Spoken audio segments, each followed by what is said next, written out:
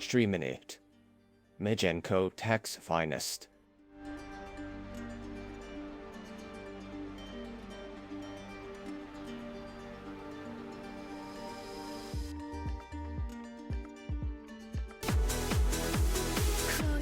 Alright, let's hear some mischief.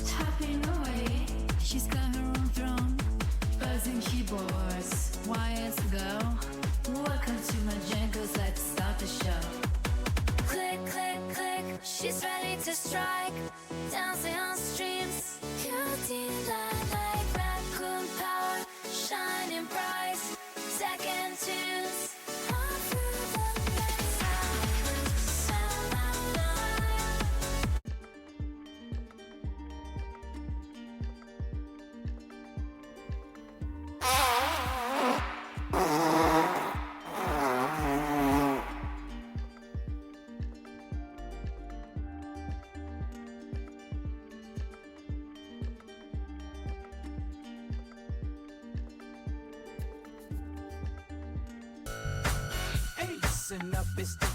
Hoy, enjoy tonight's shenanigans, fans. Just like that. Machenko's place where the party goes wild. Feel the groove, let the rhythm run wild. Lopez in the chat, make it swing. Join the crew, let your spirit sing. Feel the night, let the good times roll. Lopez in the zone, taking control.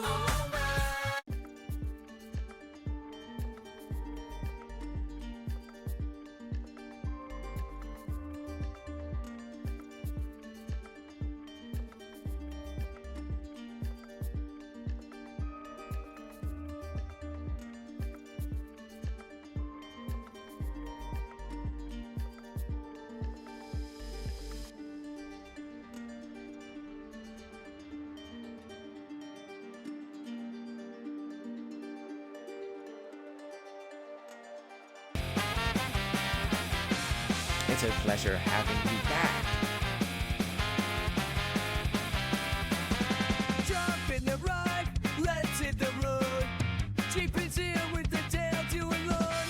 Cats in the back, vibing on the beat. Rockets looking now, their arms on lead. Welcome to the chaos, feel the vibe.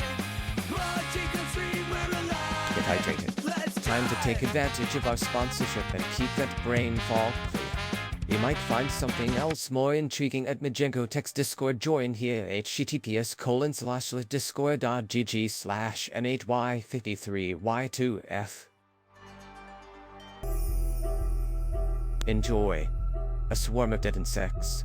Welcome, Swarm, to the stream where pixels flicker and the chat will beat. Though you fluttered off, your presence remains. In whispers of wings and echoes of game. Here in Majenko's space we unite to laugh and cheer through day and night. So the buzz, if you will, is this digital band here at the Comic. That's the jam.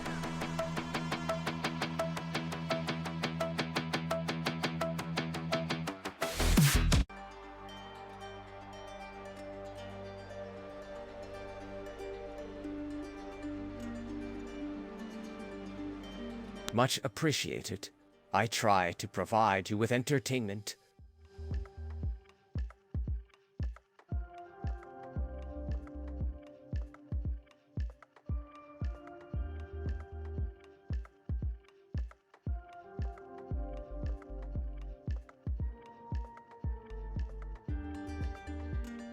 Starting on time? No, starting late. I normally try and start 5 minutes before 7, so that by the time all the adverts are done with, it's 7 o'clock and I can start on time. But I forgot. Started a bit late. Anyway, I'm here now. Hello. Hello Chloe. Hello Dopaz. Hello G-Pin. Hello Swarm. Hey, I think that's everybody. Not Hobbs failure, no. Everything's working today for some bizarre reason, except I'm currently trying to get this little pedal Bluetooth thing paired up to my computer, and it won't. It's being a pain. So let me just shuffle things around a little. There we go.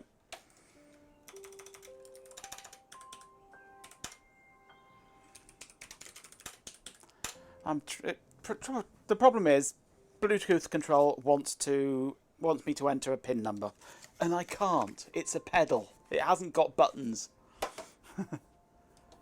So as soon as I try and pair, even though I've started the agent with no input and no output, which is supposed to indicate to it that it can't get a pin number. Oh, let's wake it up. It still tries to get a pin number. No, doesn't work. How would I enter 0000 when I've got a pedal for up and a pedal for down? Right, that's into pairing mode now, so let's try pairing. It tells me I need to enter that pin number on the pedals.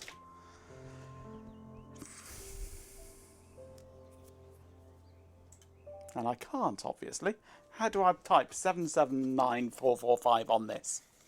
Even though I've told it there's no input and no output in the agent. It expects the pin entered from the device, yes. Tap them that number of times, hell no. And then in a moment it'll time, there we go, it's timed out. So I need to work out how I can tell it not to request a pin number. Because I think this no input, no output thing is the opposite way around if something is trying to connect to it. Not it trying to connect to something. Or whatever, the opposite way. If I was trying to link this to another computer or something, so I don't know. And Googling doesn't seem to help much.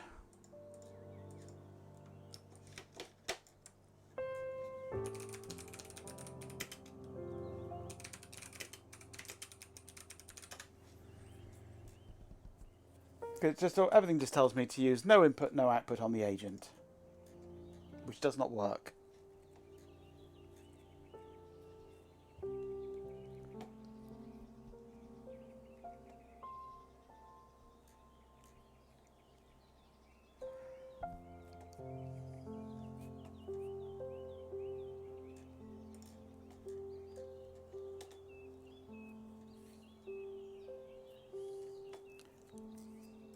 A pedal is an input though, yeah, I know.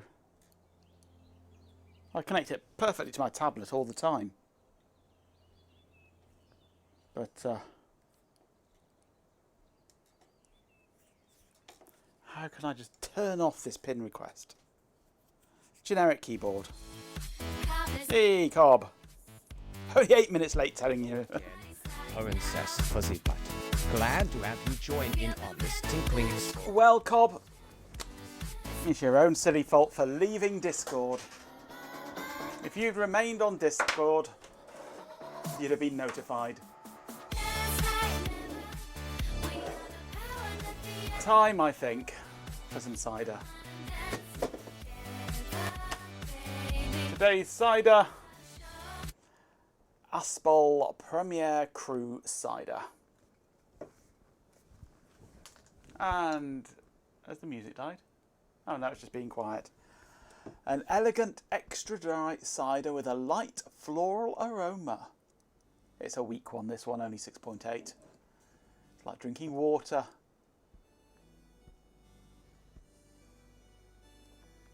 A sophisticated sparkling cider with a clean apple taste and a long dry finish, crafted at the original cider house, Suffolk. Looks fancy, probably tastes like piss, because it's only 6.5%. Is there any point in drinking it?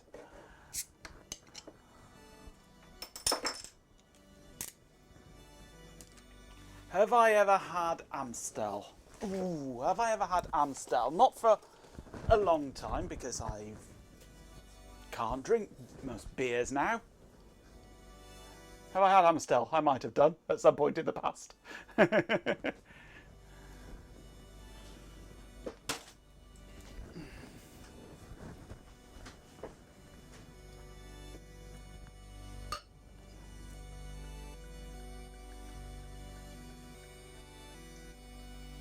Oh, Amstel cider. I didn't know Amstel made cider. I tend to only drink locally brewed ciders because they're the best ciders. But my brother gave me a selection of fancy ciders from down south for looking after the dog. To see you around. Hey Matt. Power on, scan on. Devices, trust, done that. Pair, done that. Connect, done that. Let's just restart everything.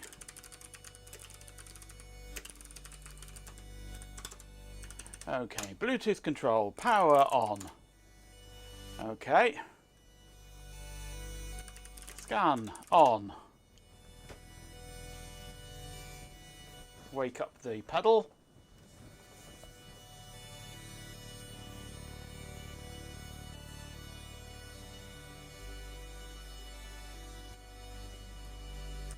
Come on, there we go, scan on.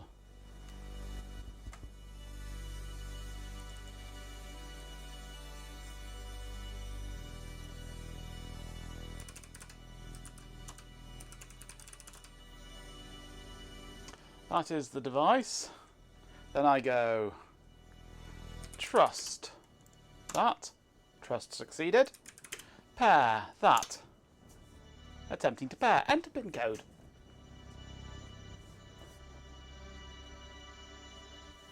Twitch chat does not do Markdown, unfortunately, no. Not Amstel, oh right. I didn't know Amstel made beer? Made cider? Beer, yeah, it's best cider. Up in front.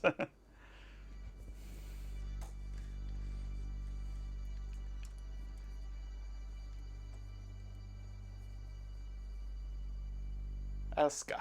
Elska, which is Swedish for love. I know Elska. I also know Kopparberg.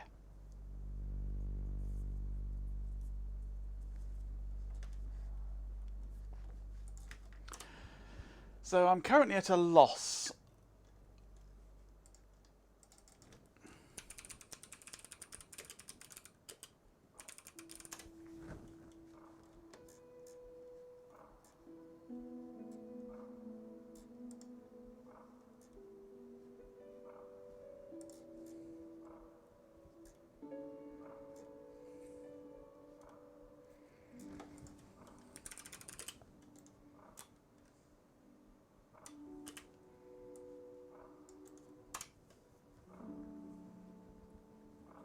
Addlestons. Oh, I recognise that name, yes.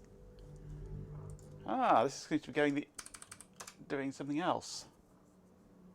That's now requesting a PIN code from me this time.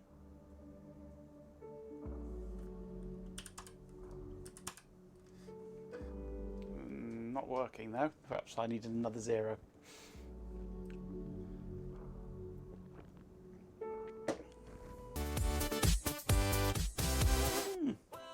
Let's make some Not bad, not bad. I've had better. day, folks.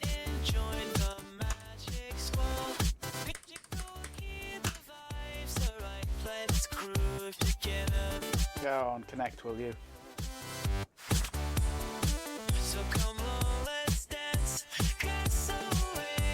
Oh yeah, all you can see is my cider. Silly me. There we go.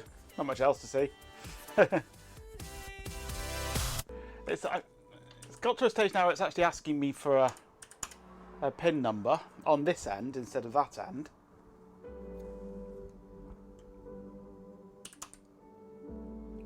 Come on, connect. 400 grams for an empty glass. Ouch. Okay, enter PIN. I'm just gonna... No. Try 1, 2, 3, 4. I've never needed a PIN when connecting it to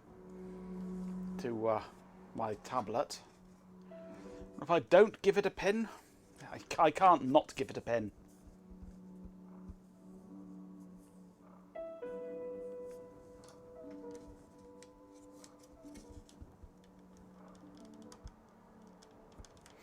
A PIN number, ha ha ha. If I connect and ask for a PIN, I'm hitting enter and nothing happens. I actually have to enter something. There was a bracket. Just happened to catch that.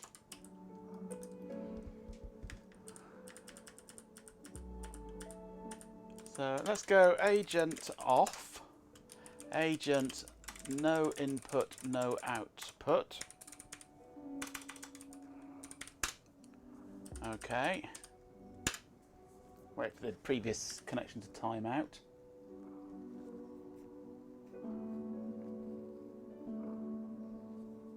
Take me outside and poke the generator. Oh yeah. Yeah, I'm not a fan of sun. Attempting to connect. 0000, which is the usual default.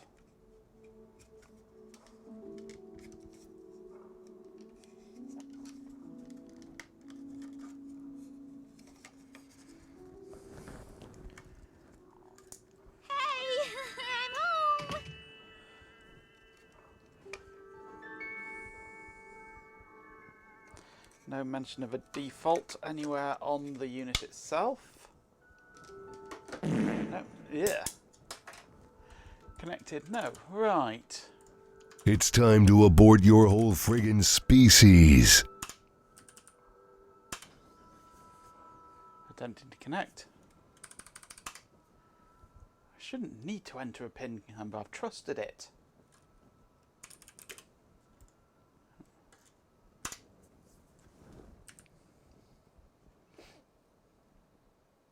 I have no idea what the default is.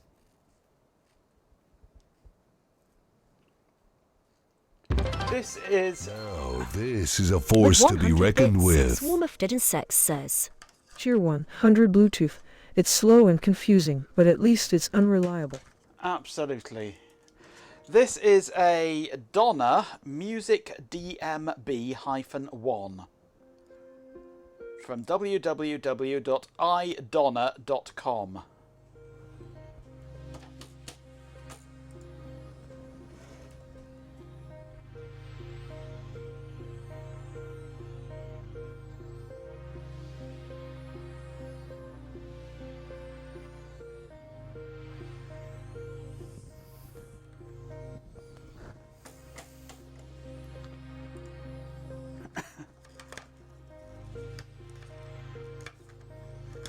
Turkish sausage in a bun pedal. Yep, absolutely. So wait for this to go back into pairing mode.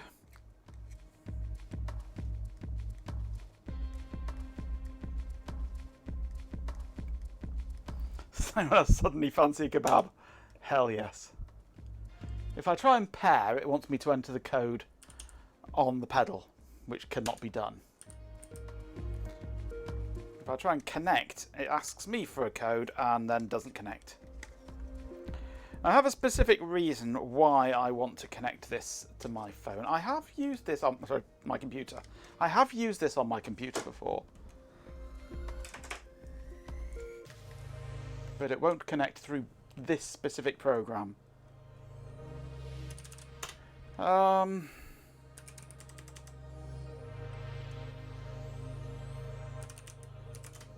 Let's try this.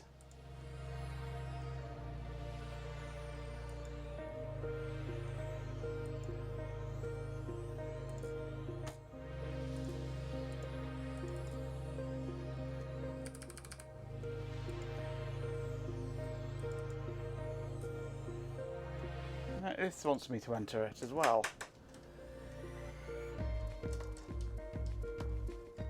Well, it's in pairing mode, that's the thing. If it can't connect, it automatically goes into pairing mode. It has... it won't show it, will it? Hey, Carrot House. Our beloved pet Canadian. It's a random code that it asks. Feel the beat, no doubt, no doubt. Let's go, let's show love we grow. Turn it up, party on till we low. Get down, get by. I can pair it to my phone, I can pair it to my tablet. Normally it's paired to my tablet. But it goes into pairing mode automatically if it can't connect. I've turned my tablet off so it won't connect. So that should now be pairing. I could try doing a hard reset.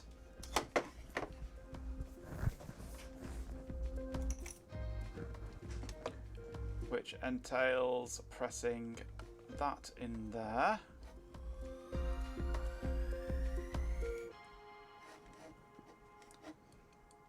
Possibly whilst turning it on.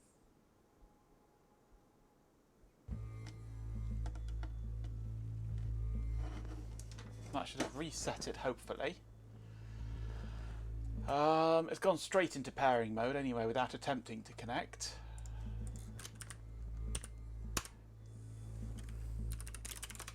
So we do a scan.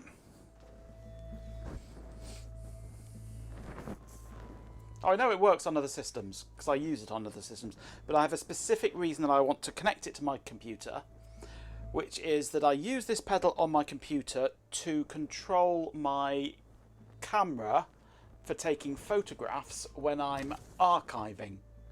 And I have something to archive today.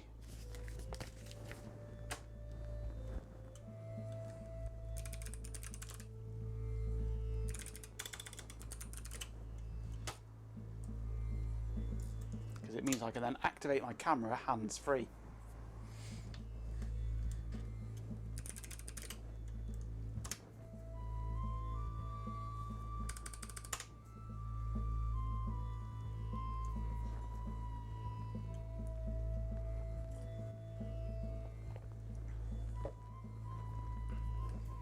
Yes, Cobb, that is exactly what I want.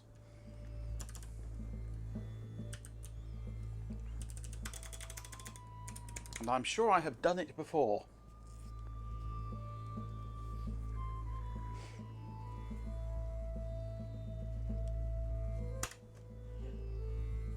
It always wants me to enter a code. So, agent off, agent, no input, no output. Pair.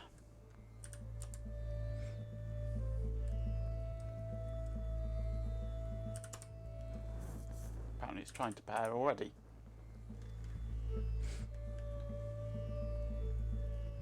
Looks like someone just found their love for kebabs. Ka. Kebabs. Ka. Remember you asked me to be short and brief. Kebabots. Kebabots. Right, chat. The ads are on. Don't be a weirdo. Throw me some support while Majenko explores this unholy fusion of retro tech and contemporary. You know where this is going with his new experiment. I mean, I got no issues on Twitch right now. Support my content creators by subscribing. It connects, asks for PIN, and then times out on the authentication. It connects, waits for authentication, no authentication happens, it disconnects.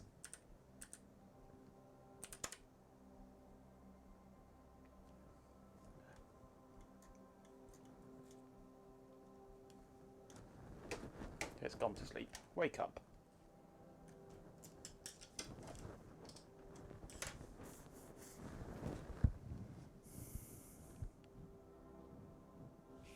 Keep that feedback coming, or it helps build the platform, don't you think?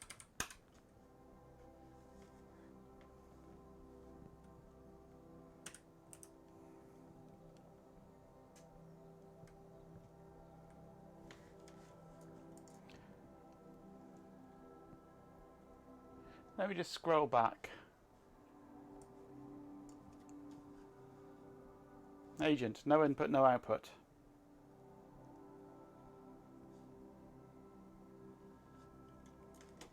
Yeah.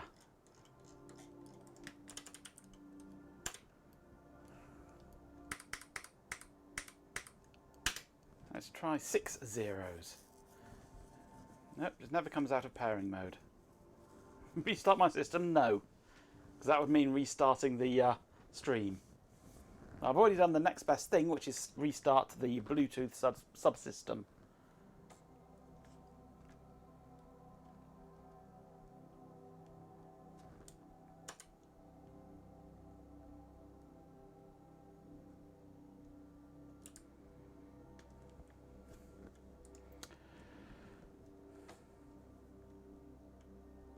I've just tried that and it does not work.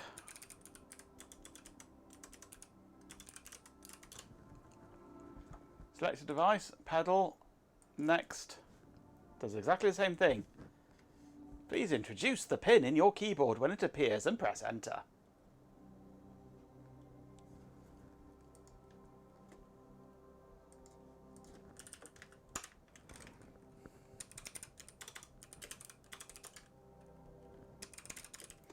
Display.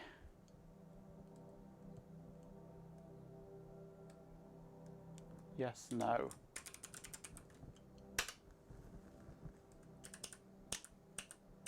Connect to that. Enter pin code. Does nothing.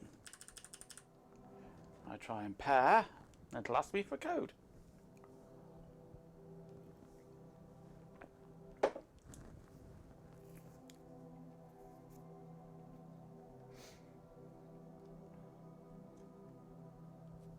Wait for it to time out.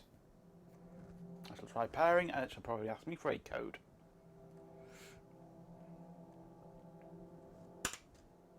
Enter a pin code, even though I've told it that it can't have a pin code. So, I think this is just Linux being a complete twit.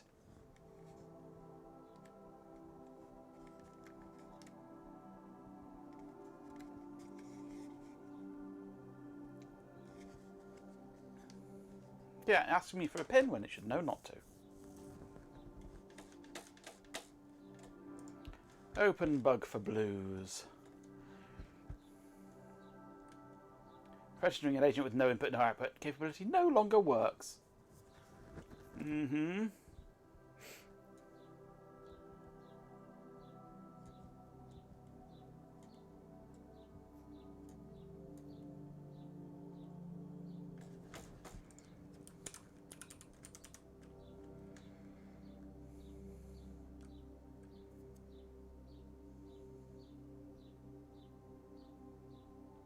I don't have a BT agent minus C, no input, no output.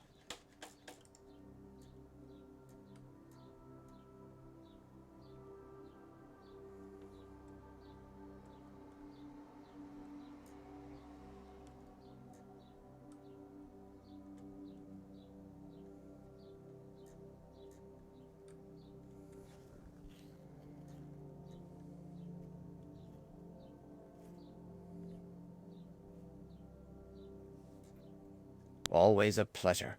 Let's make some magic today. I'll bring that down here so you can see what I'm scrolling through.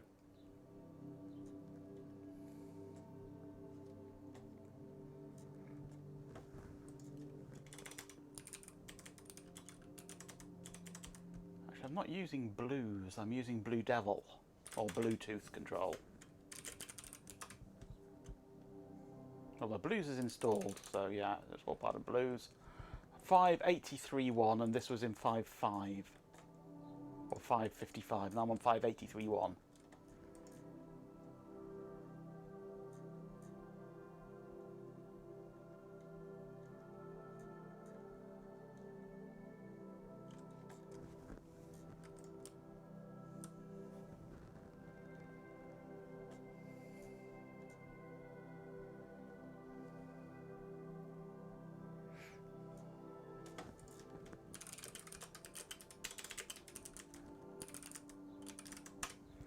Okay, so set class equals OX41C. Discoverable timeout equals 0. Always pairable equals 0. Just works repairing equals always.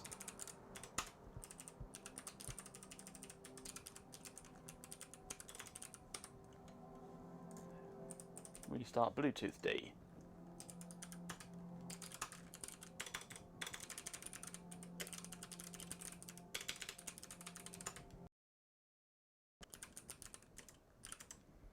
And the overlays have crashed. Pulse audio failed. Restart, see what happens. So something's certainly happened then, because Pulse audio died. Just let me know who's bringing out the scotch tonight. Snorts. Bluetooth control. Pairable on, discoverable on.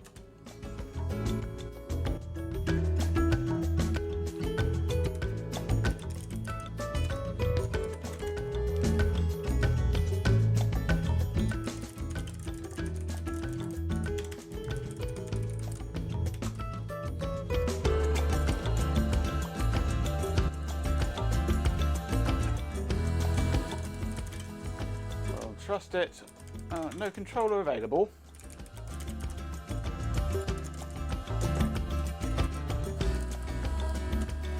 No devices found now, apparently. It's killed it.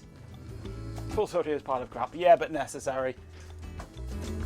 Let's unplug my Bluetooth, plug it back in again. Okay, I've got to...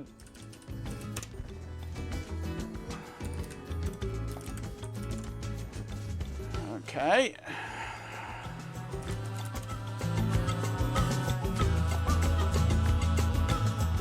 Well, agent off turns the agent off, then agent no input, no output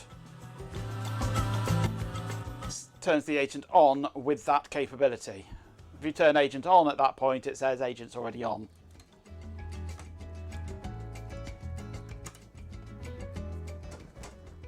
Let's wake it up.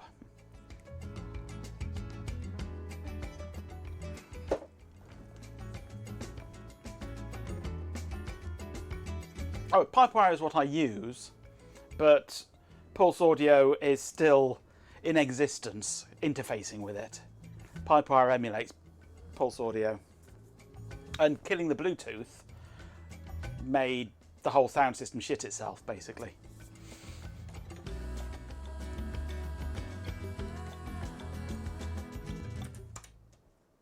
Oh, it wants a PIN number.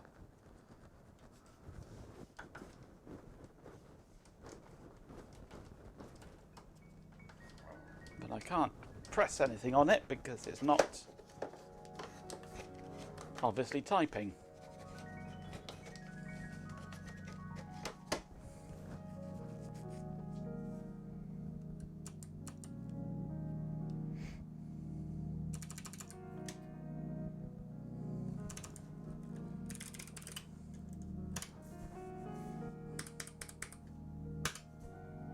No, I'm going to give up. I give up. Bluetooth is a pile of shite. Unfortunately, I can't even... Oh, I don't think I can plug it in to use it, because the USB socket on it is just for charging. So I give up on that. Whoa, trippy. Far too many of me.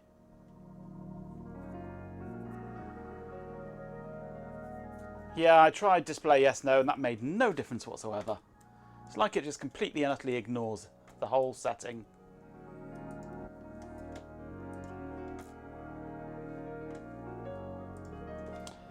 Okay, MCV11D.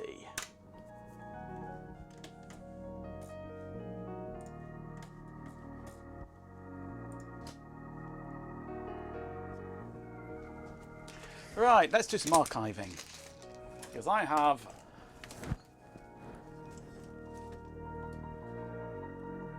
a deck manual which does not exist online.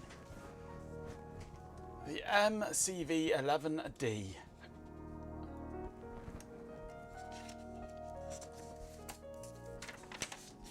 Which is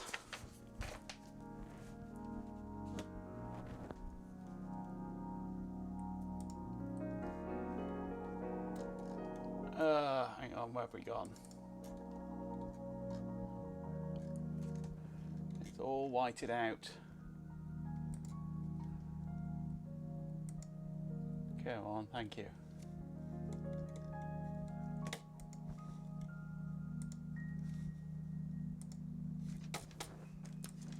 Let's move me over to there. Oh, climbing is this tangents? Yep. The MCV11D family of memories. Static random access memories using complementary metal oxide semiconductor RAMs designed for use with the LSI11 bus, that's Q-bus. Provide storage for 16-bit words, 2 versions. 32 kilobytes or 8 kilobytes. Oh, such a huge amount. But the big thing, low power applications that require battery operation or battery backup for non-volatility. Onboard batteries only provide data retention for battery backed up applications. It's basically RAM with a battery backup. And the manual for it just does not exist online, as far as I've managed to find out. We've got a picture of one. Not really a picture of one, we've got the outline drawing there. Lots of chips on a board. So, yes, archiving it. I found this on eBay, so I bought it, and it arrived today. So let us archive. Let's set up my camera to be the right positioning. It is a little bit on the grubby side, this. I think somebody spilled some toner on it at some point.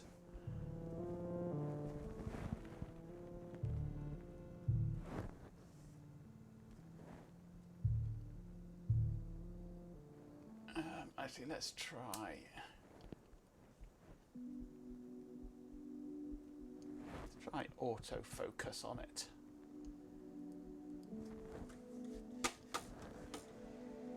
And I'm going to turn off the direct overhead lights. I've only got side lights. I want my room light on as well, I think. Just gives it a little extra light.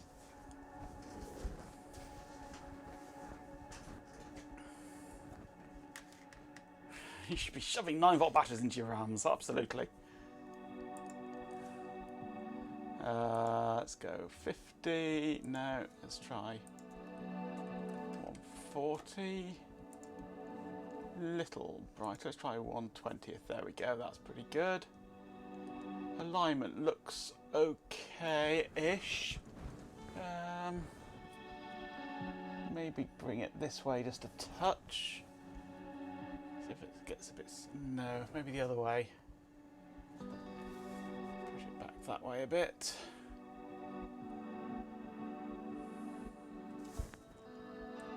Yeah, a bit wider here than here at the moment. Let's just up slightly that way.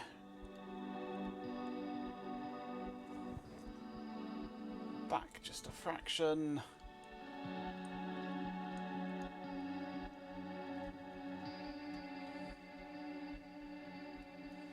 That looks pretty good.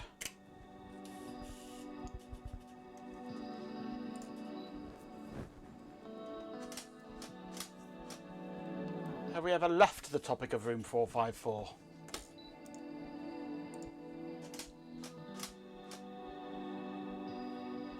Why do you just take another photo?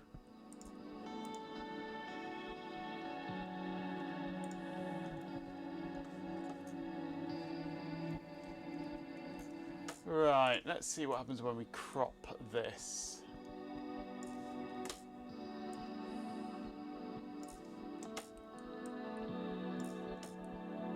I think that's going to be good.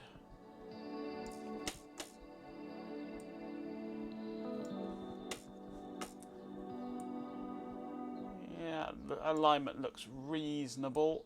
Not perfect, but reasonable. Good enough anyway. What mouse do I have? Back. What mouse do I have? Well, I have a large collection of mice. At this specific moment, I have an old Microsoft mouse.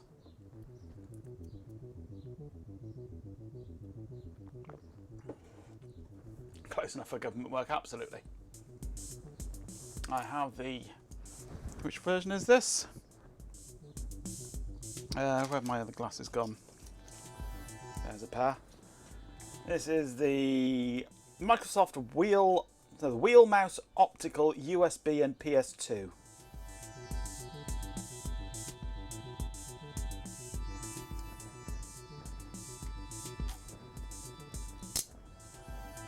It is quite rattly, especially when I'm moving it around like that.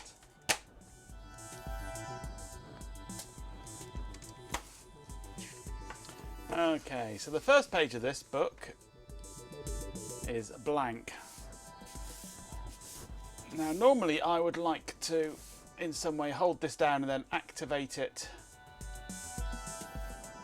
with my foot, but unfortunately that cannot be done now.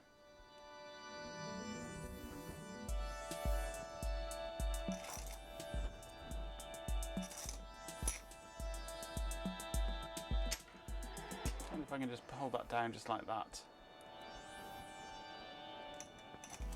And a little something over this side as well.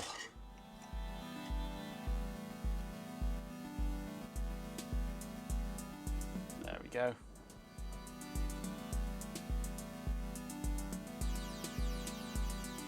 Scanner brand sponsoring all the retro tubers. Caesar? CZUR? They're the ones that like the overhead camera thing. I just use a DSLR.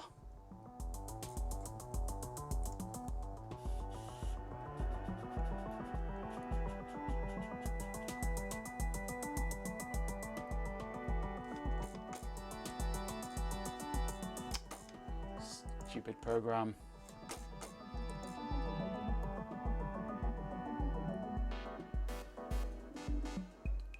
I think it's failing to work with autofocus on a blank page.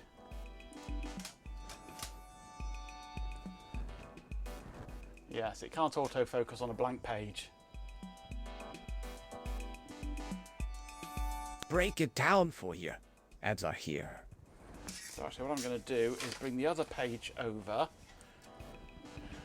put it onto autofocus, capture one, if it will. Nope. Let's try it with the text in the middle.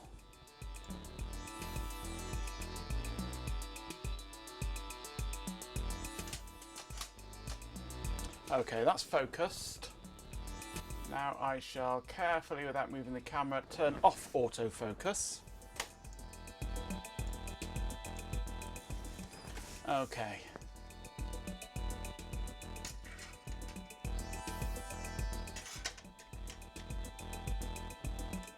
Let's hold that down with my cider.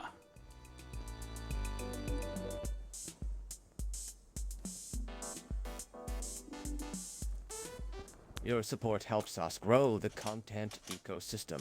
Enjoy it. Yep.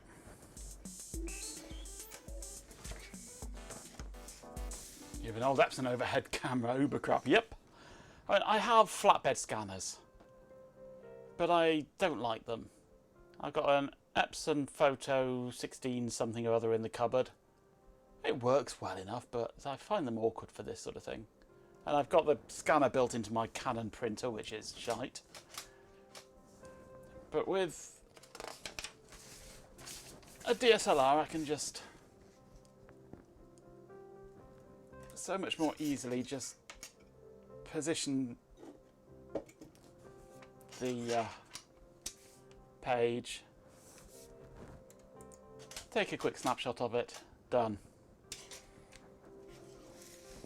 An ecosystem in here, don't we need to use disinfectant? Absolutely, yes. We don't like ecosystems.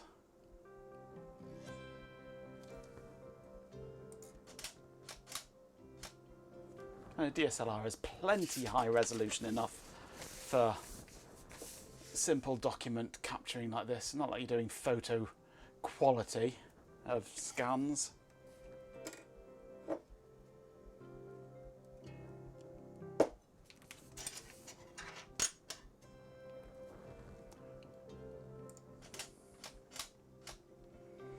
There's a good program that I use on my smartphone sometimes for scanning documents, and that is it's a Google one, and I can't remember what it's called now.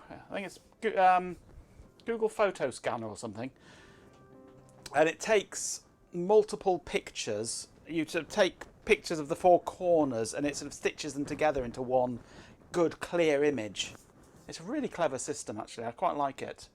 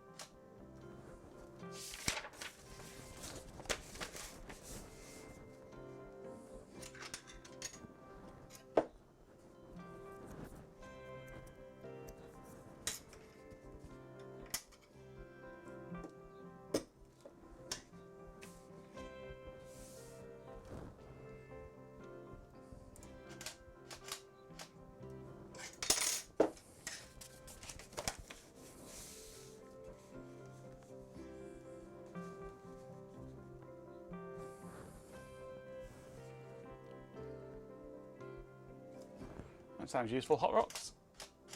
Sounds like a similar system. I've tinkered with programs like that before on the smartphone, Swarm. They've been good, but they've been limited in that they want you to pay for them.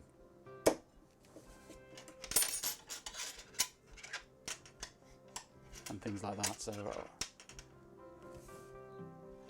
and I wouldn't use it enough to warrant paying for it, because I could just take a photo and crop it myself. I have the technology to be able to crop it myself.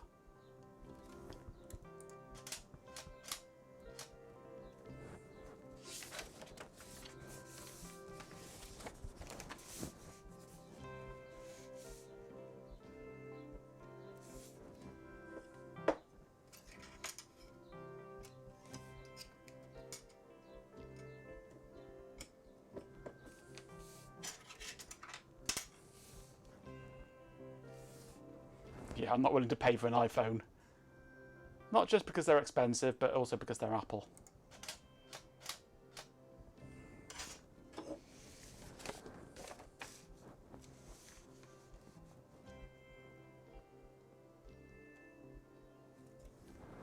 I did pay for something Apple once. And that was an iPod when they were current.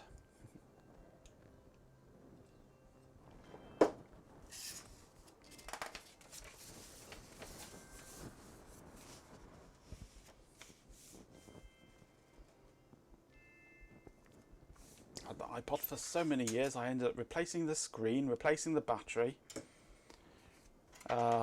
replacing the firmware with Rockbox, and then eventually passing it on to a friend of mine.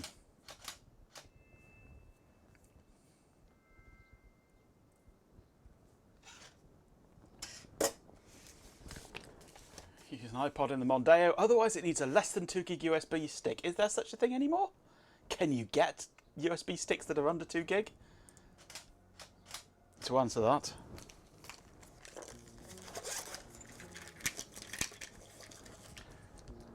yes you can, 500 meg.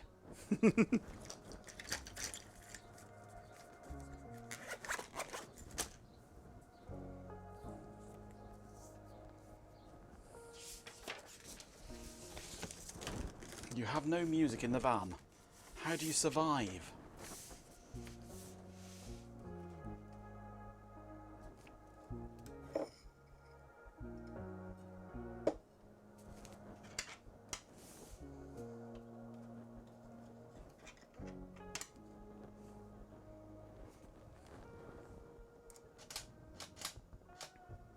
sing badly. Fair enough.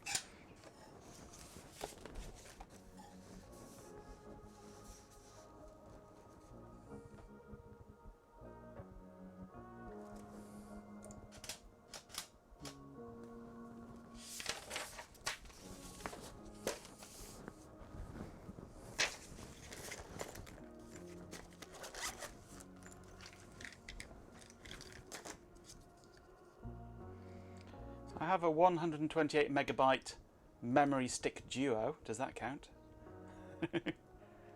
And I have the adapter for it as well. You don't often see these around now. Digital chewing gum, yep.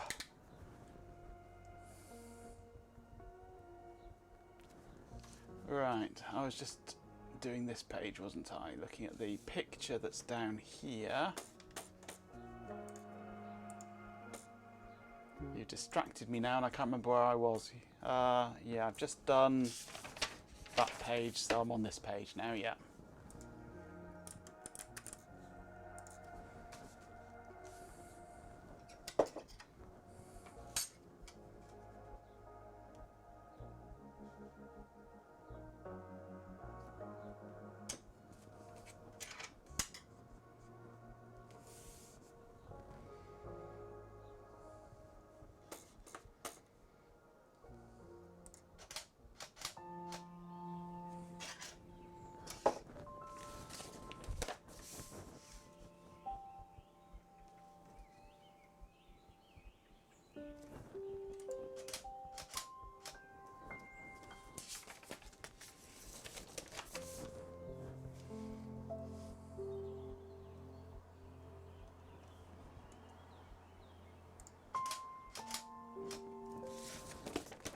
Hey, look at that, timing diagrams.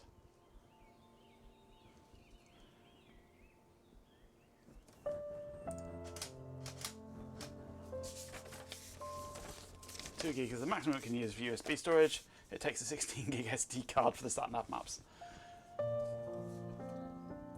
Well, is it that it can't take more than a 2 gig drive, or that it just can't deal with more than a 2 gig partition?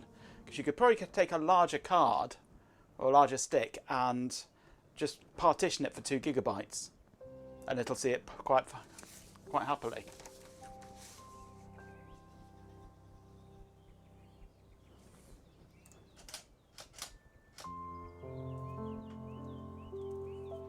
Just a big stick on it, yeah. Hit it with a big stick.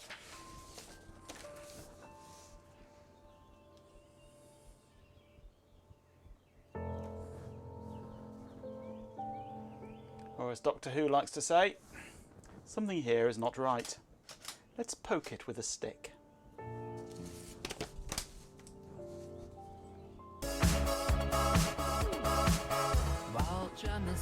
Ben, welcome back to the stream. Let's see those kitchen experiments go wild. Welcome back, Ben.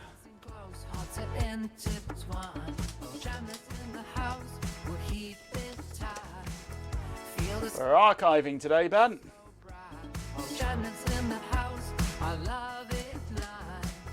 Sausages! Balls.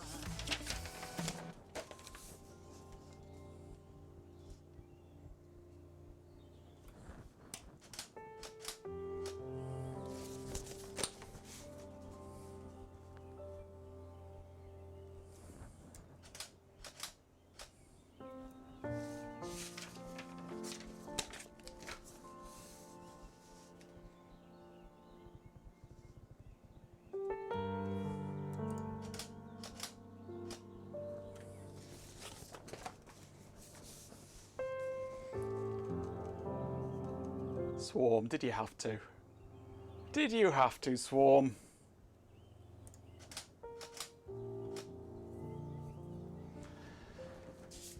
So it's takeaway today then, is it, Ben?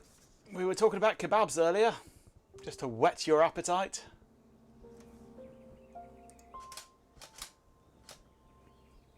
Ghidra is quite a distraction. I love Ghidra. It's such a fun system to tinker with. can spend hours just messing with it. You're basically forced to, yes. Well, Chloe and Hot Rocks might get jealous of your attempts at humour. Because that's their remit.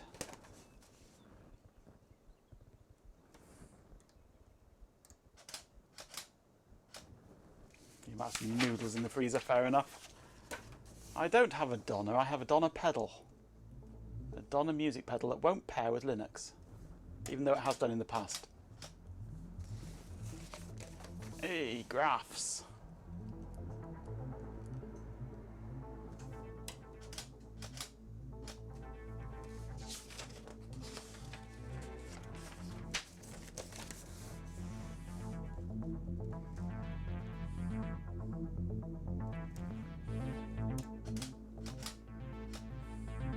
Version of press button receive bacon, yeah.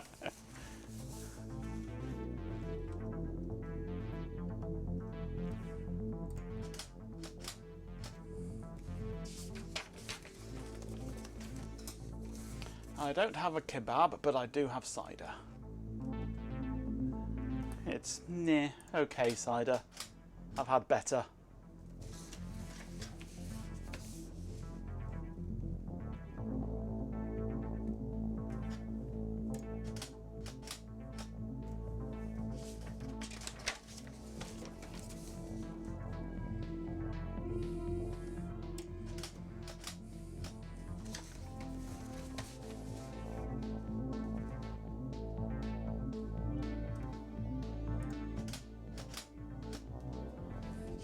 You don't have a kebab, but you do have ordering devices, yes.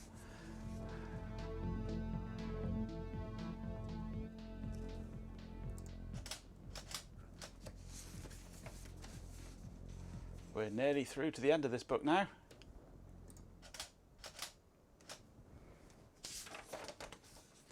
And now we have a couple of blank pages. I like to include these.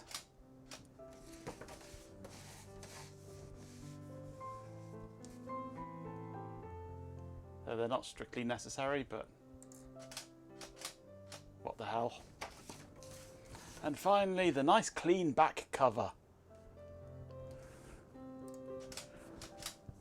Right, pictures taken. Dog demands walkies, they often do that.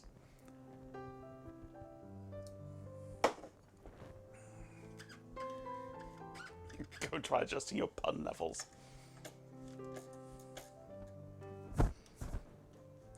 Okay, so let's go back to the beginning. Open with Gwenview, my chosen application for this stage. And we shall flick through these and fix the rotations,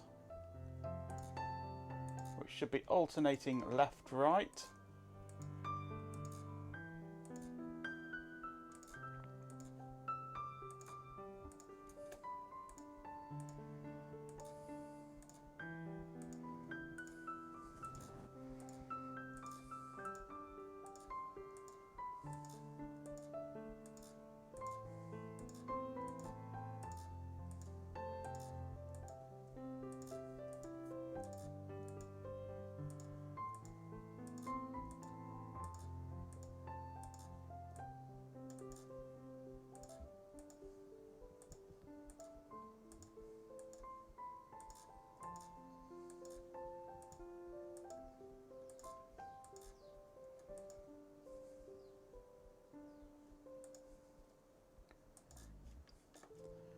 Nearly there.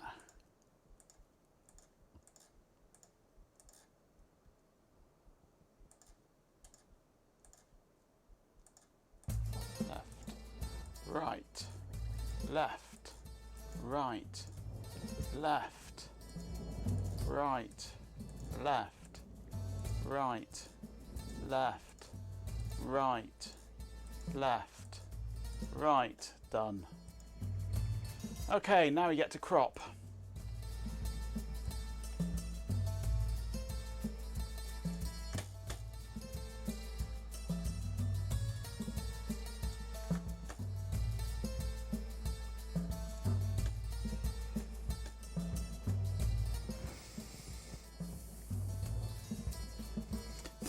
Room 454 user guide dissolved. She's to crack her story with these breastic antics, let me tell you. This is a very dirty manual, yes. I like dirty books. Okay, crop. Next one, we go crop, and this gives me the same size box.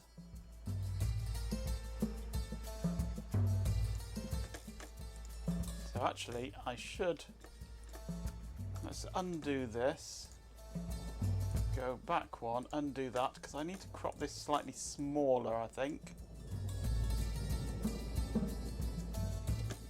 Just to get the other pages a bit better.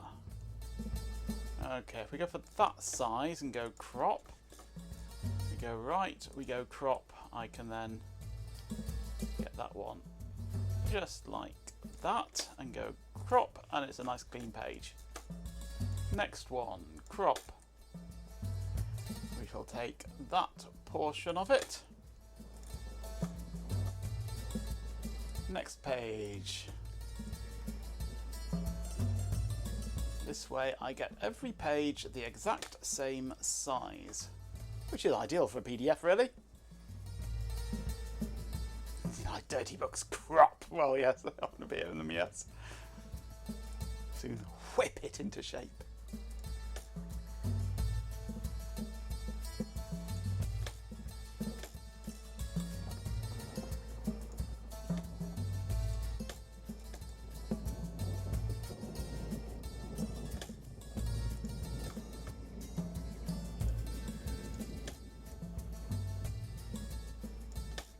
Maybe not as high a quality as I'd get on the scanner, but it's a hell of a lot faster. A hell of a lot faster.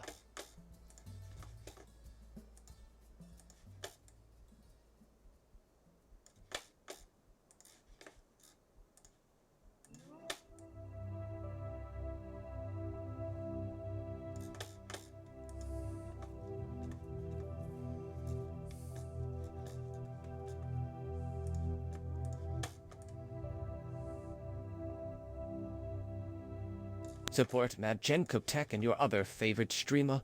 CHCA changes are afoot. Give money. https://twitch.tv/Magento Tech. Donate. Join US. Discord, join the channel here. Discord.gg, link watch on Twitch official and be heard social links here.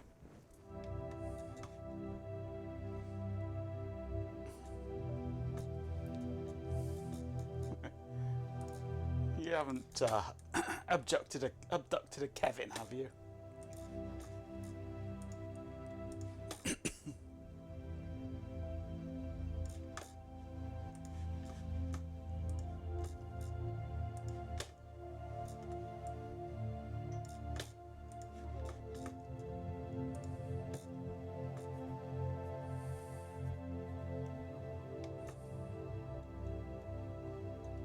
All the sex toys. Someone's going to be in for a huge surprise. Your tolerance for advertising was truly remarkable. You deserve a prize. Please enjoy some music or just take time for your day to chill. Like me after getting that old CPU humming like it needs therapy after being revived. Enjoy today's content. You did this and got it down the tube. All while staying classy too. Is that the old CPU you're running on, you stupid bot?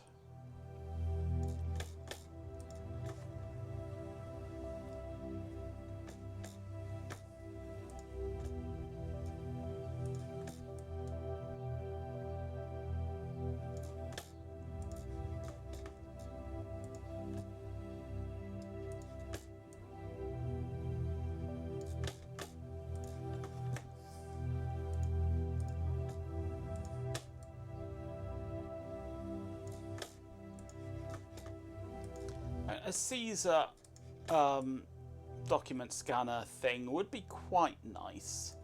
Not because the hardware is particularly good, it's just a digital webcam basically. But it has some fantastic software with it that helps to get rid of the curvature of the pages, which would be nice.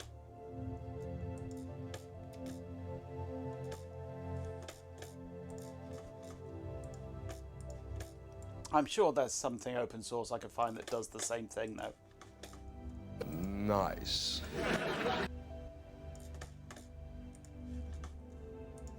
Maybe they'll sponsor me and send me one for free.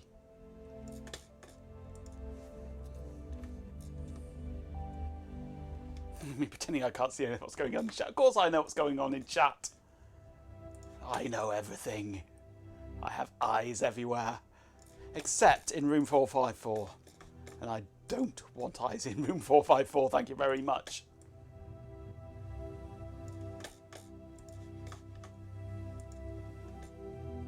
I got a free PDP-11, indeed I did. And I thank you very much for it. And one day I'll drag it out again and do something with it.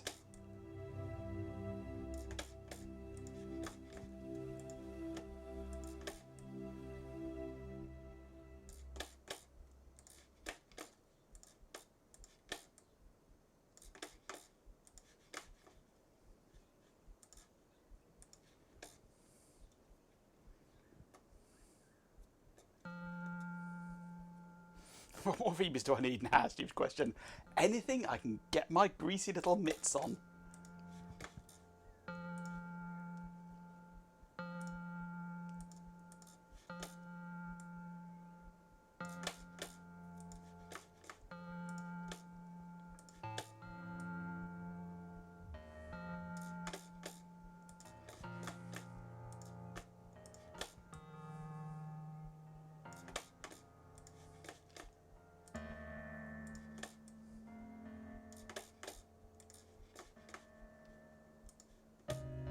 We're nearly done. We're into the pretty graphs.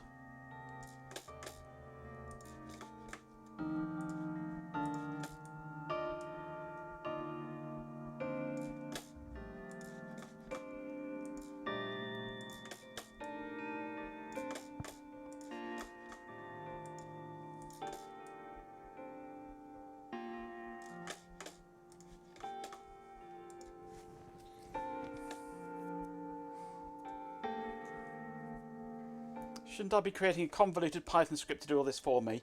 No. Because the cropping I really have to do purely by eye. I don't think Python would be capable of doing this job for me. The next stage, however, I may be using a script for, but not Python. Definitely not Python.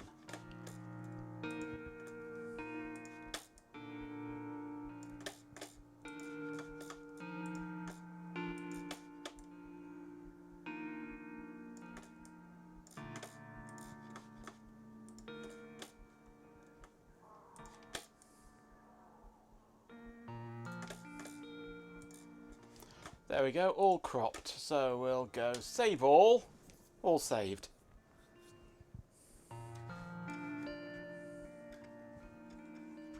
We write Rex around these parts. I don't. If it's going to be anything Rex, it'll be a Rex on the Amiga. No, bad touch.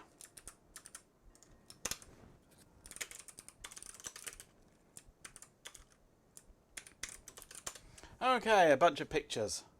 53 of them. No, because 0 is... There's a couple missing there where I deleted the early ones. Anyway.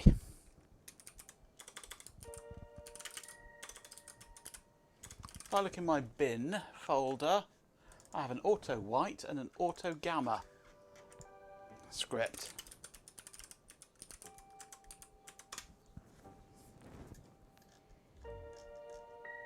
Which I found online somewhere.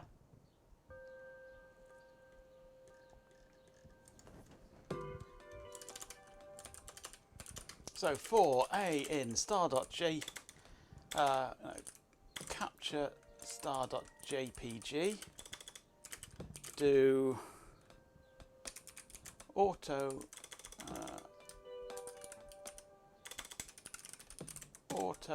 white $A white $A, done.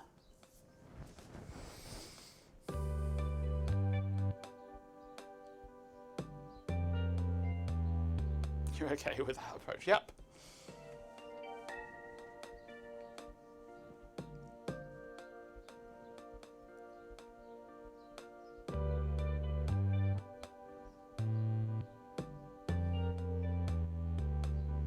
I'm going to sit back and relax for a moment. Let it think.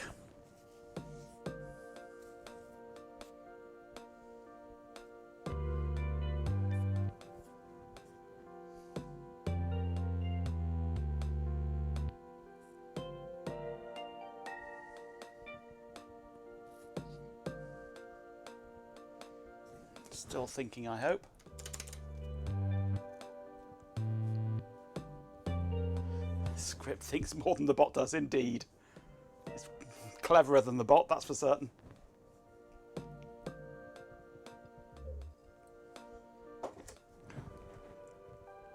Postscript. Chloe.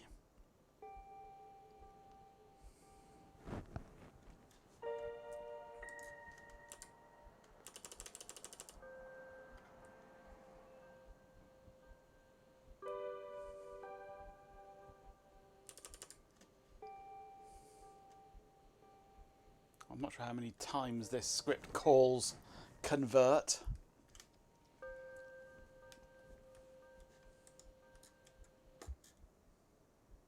Hermes couldn't limber under it.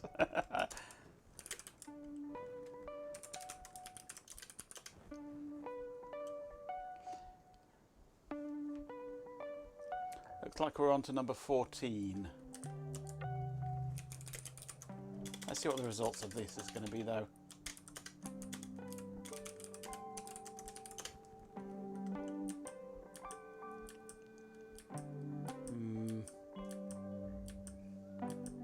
Not too happy with that, actually.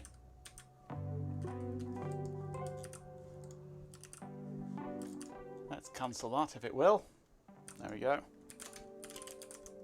Delete those white ones. Let's run Auto Gamma instead then. Actually, let's just edit this.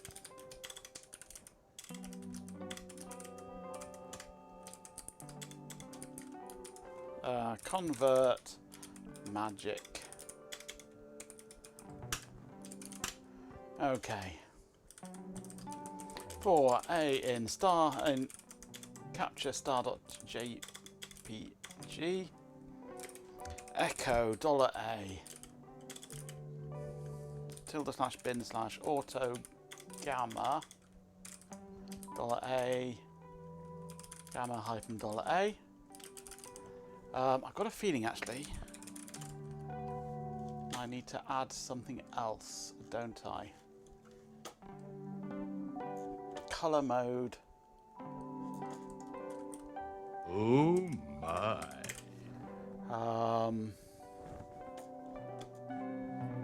Min, max, gamma, statistics, choices are grey, intensity, luminous, lightness, brightness, average, magnitude, RGB.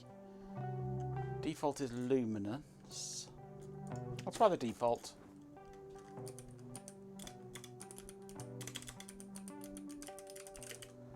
Mid-range of 0.2.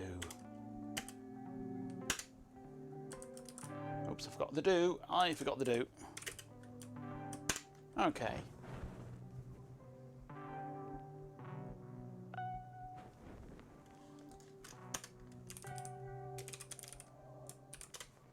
How do these look? No way. Nope, that's terrible. Let's have the mid-range as 0.8. Doobie-doobie-doo.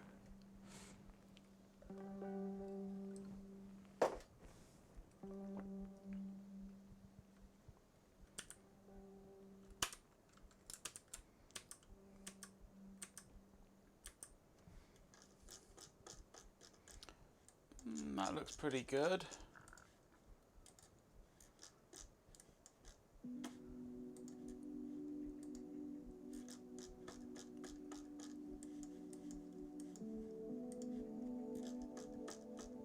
It's all nicely readable, not too yellow in the background.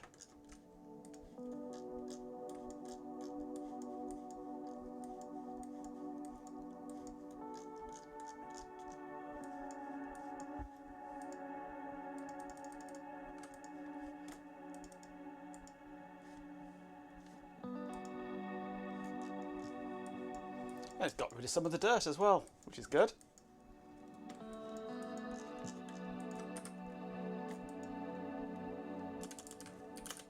Right, so those have converted.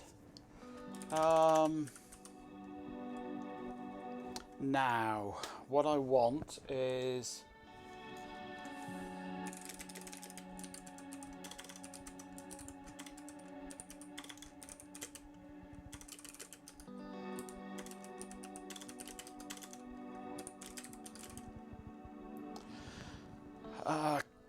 magic.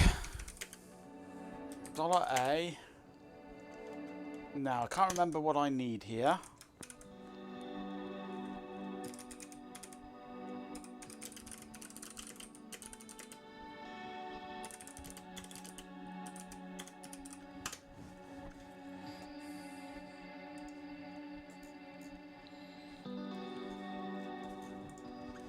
I want colours 2.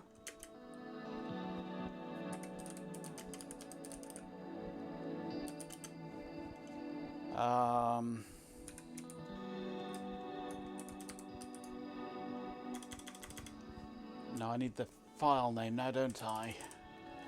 B equals base name $A. That was a loud banana in my ears. Still miss your collection of 8-inch floppies. Do you keep them in formaldehyde in jars on the shelf? Let's remove the JPEG from that and go to b.png.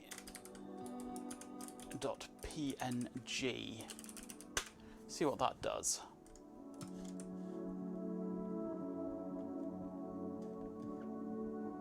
But I mean, my ear would cut down the sound, yes.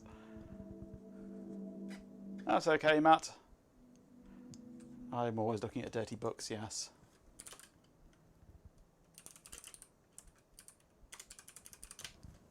What have we got here? Right, we're now down to 1-bit imagery.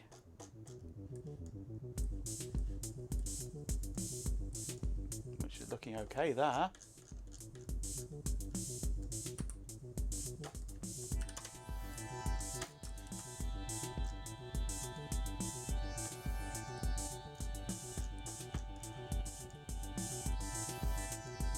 That's a bit pretty much on a par with BitSaver's quality, isn't it?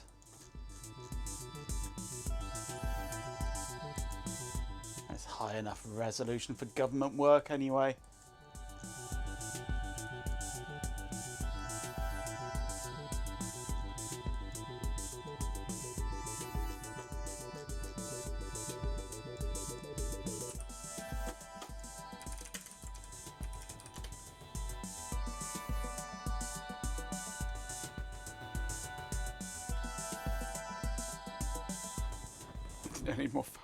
Need formaldehyde for rocks. No, but you need formaldehyde for 8-inch floppies to stop them rotting.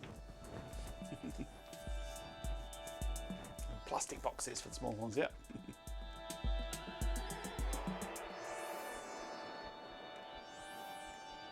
Oh, you found your sleeping pills. Well done. And a random cream egg. Blame Chloe for that one.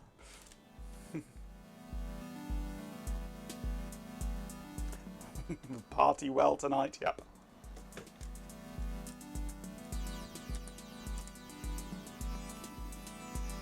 It's taking a while to process all these images.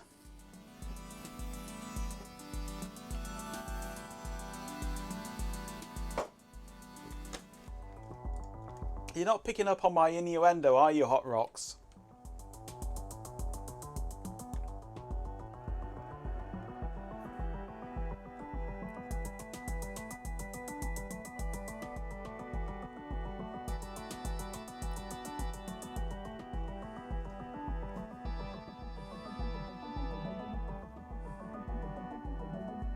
Hey, Prairie Dadding, welcome. I had an email about that yesterday, day before yesterday, yes. And I guess that was you, wasn't it, actually? Yeah, thinking about it. Yeah, I thought I recognised the name. Yes, I saw an email arrived about your comment on that It would be nice, really nice, to have custom input events on Godot. It would make life so much easier. New issue, Majenko Bokeh. No!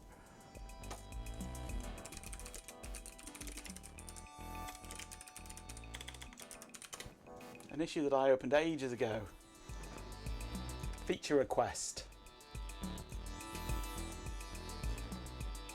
Don't know where it is now, though.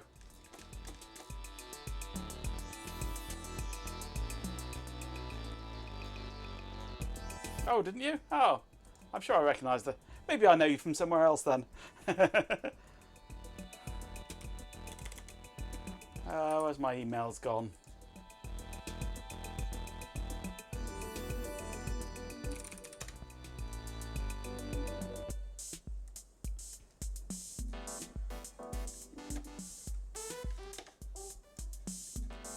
There it is.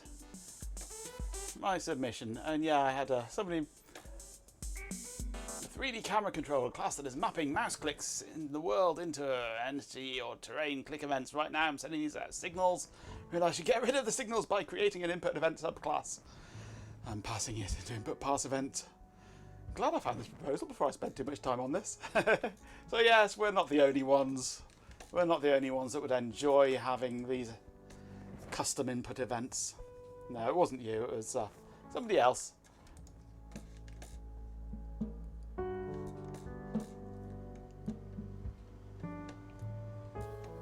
I certainly know your name though, I've seen you around. Folks, adverts are live. Get your dopamine fix. A dopamine? Oh, not dopamine, dopamine. I see so many names scrolling past me during the working day that I lose track of who's who. That's the point, I didn't finish... Well, I've got more scanning to do yet, because I've got the customer feedback form to scan. And also the MCV11D reference card, which came with this manual, which is nice. So those need to be scanned in a bit as well.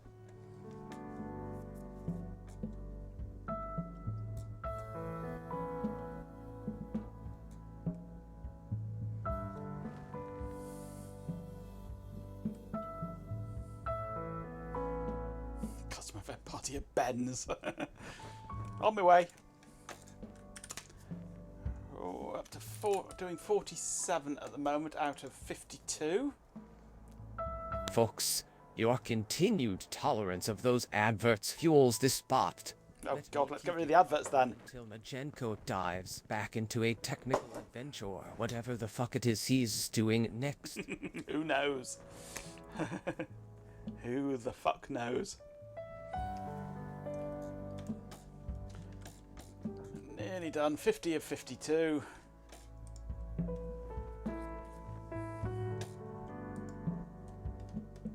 And then one more command and we should have a PDF. He's not coal powered, he's shit powered. You shovel horse manure into him. Hey, they finished now.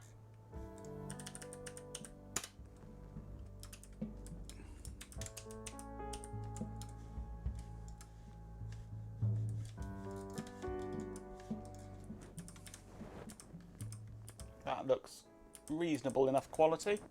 Not perfect, but fine for a PDF.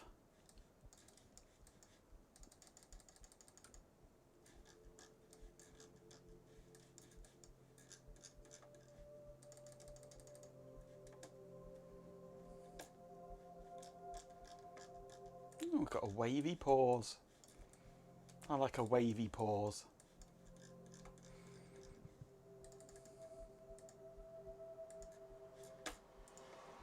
Is there enough detail in here? Bit ropey, perhaps. Yeah, we're lacking a bit of detail in there, I think. Which one's this one? 35.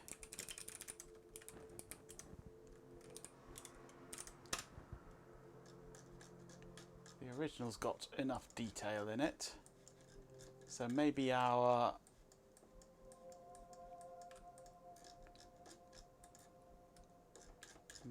Not sure actually. Maybe we want a slightly different gamma. Better than most of the PDF images you end up reading. Yes, absolutely. Perfect is the enemy of good enough. Yeah, but we got this one that's not quite right. Because when converted to 1 bit, we lose information there.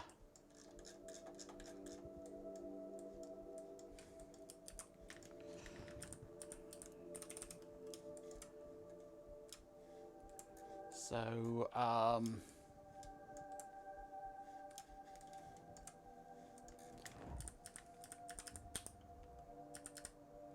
maybe we want to have a slightly different gamma setting on this.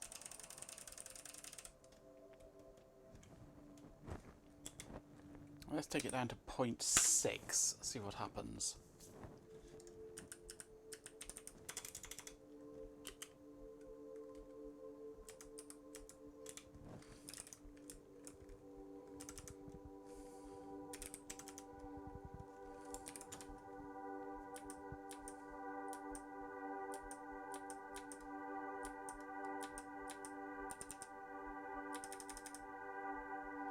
This was 35, wasn't it?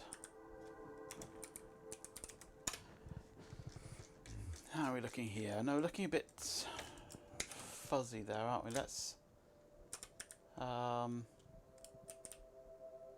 just do 35.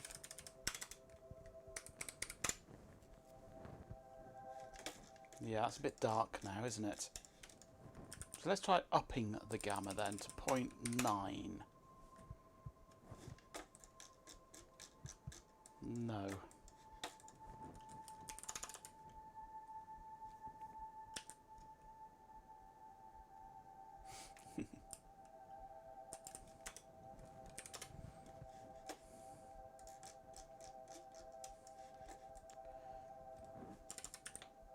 Maybe I should be auto white balancing these. Method and percent.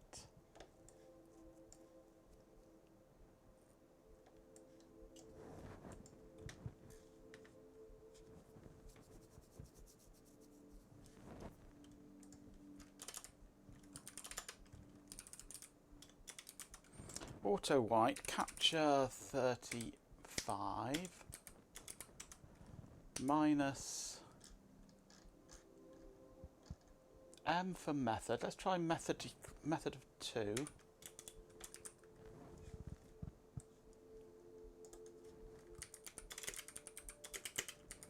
Minus P 50.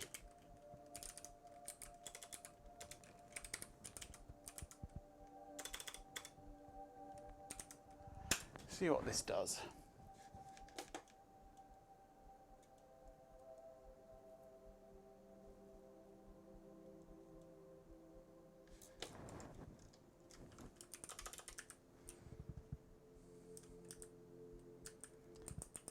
Okay.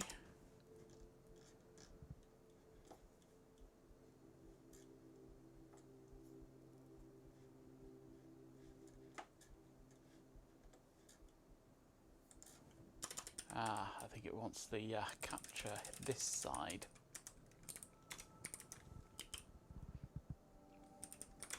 I think it's fussy about positions.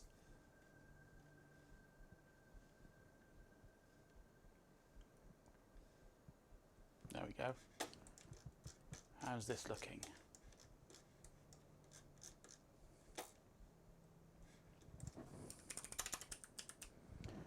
It's looking nice and white, but a bit pale. Drop that to 40. What effect does that have on anything?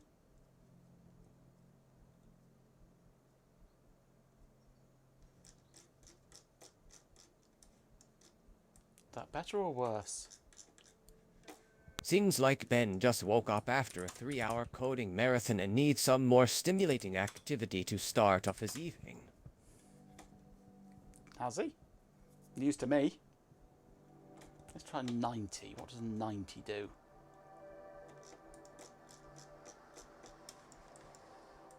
Doesn't look any different. But I like the whiteness of it now, though. So 4A in Capture Star. Actually, let's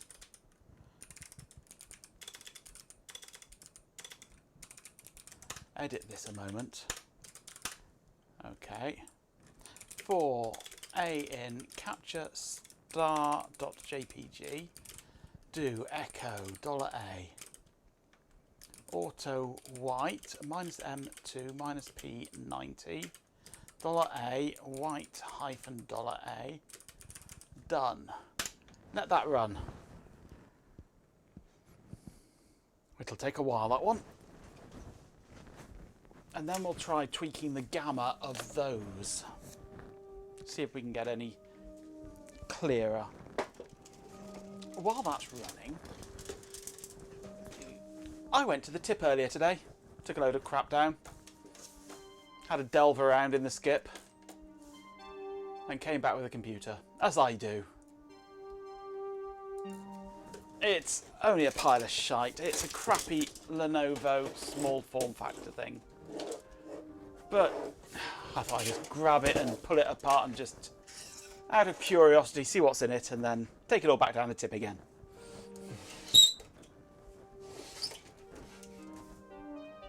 You misunderstood how tips are supposed to work. So yeah, we have a Lenovo thing here. It's got loose bits in it, so God knows what's in that. I'm not sure I can get much of a... Yeah, let's have a think. If I go here and go...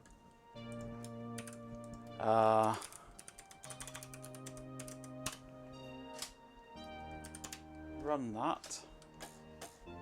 And then... Come on.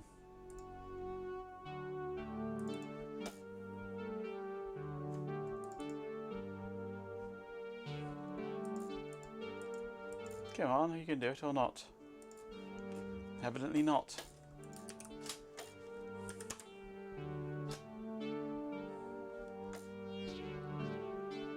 No, it doesn't like that. Let's switch to one of these then. Is it that one? No. That's the one, the green one. Then I press that button and I get my camera that way. Right, we can see what this is now then. I know there's no card in the camera, you fool.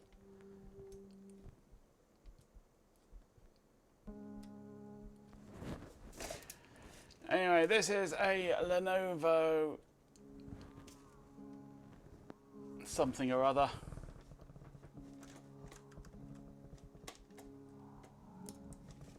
The camera is upside down. This piece of crap is a Lenovo 10KY. Lots of jelly in it. Product ID 10KY003N UK. I have no idea what it is. It'd be some piece of crap, no doubt.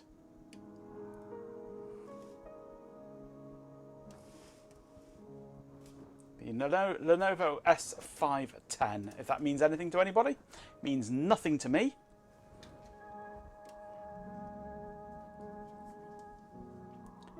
It's a 6th. Oh, 6th.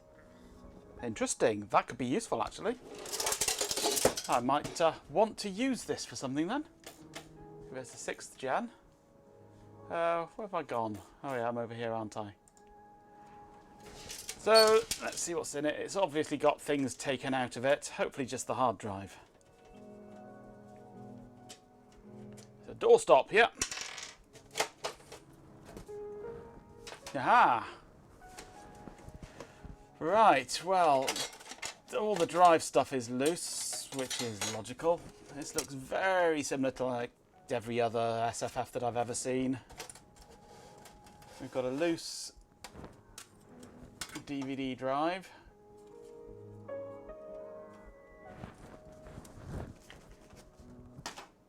With my Close-up glasses gone, there they are.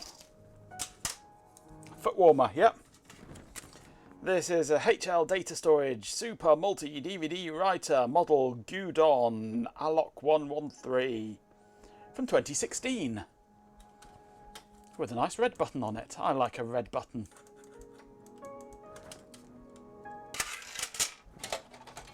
We've got a loose hard drive tray, another loose drive tray, some loose memory and some inserted memory. This is, ooh, it's PC4, 4GB PC4, 2133. And this is the same, is it? Yep, we've got 8GB of DDR4. That's interesting. I could make use of that.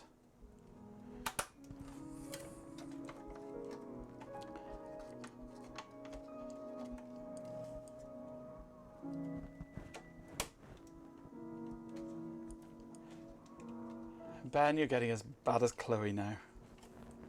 So we've got 4GB of DDR4 memory, which is a nice addition. Did something just light up? I don't know. Let's get a bit more light on this now, actually, can't we?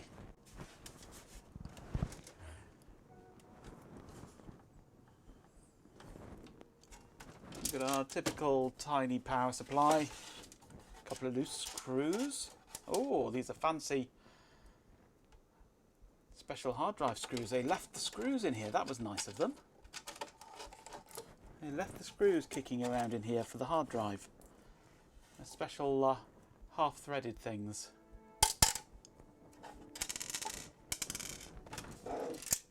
There's another one somewhere around.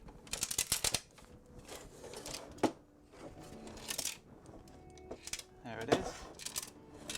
It's just an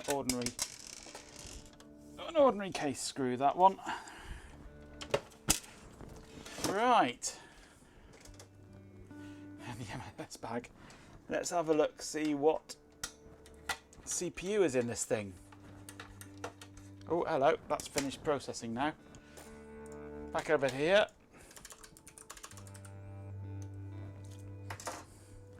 Let's try 4A in whitestar.jpg do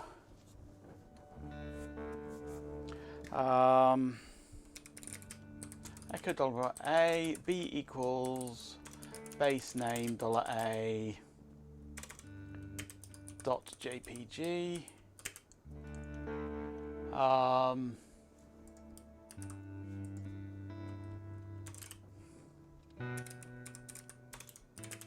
magic $A I can't remember what the command was now.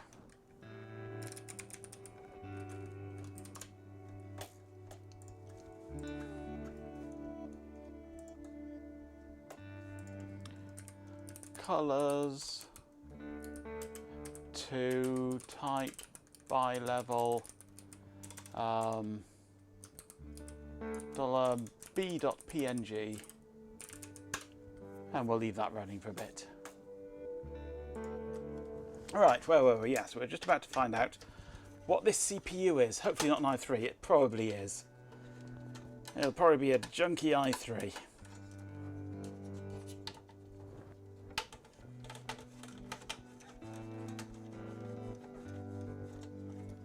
You're betting on an i5 6400.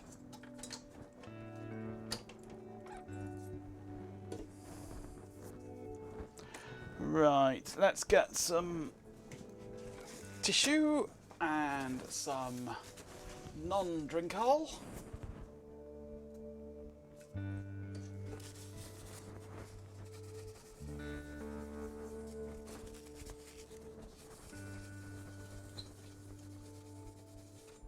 Well, there's certainly a chip there. It has writing on it.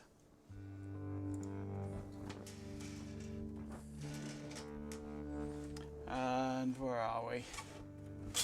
Over that way a bit. Can't see.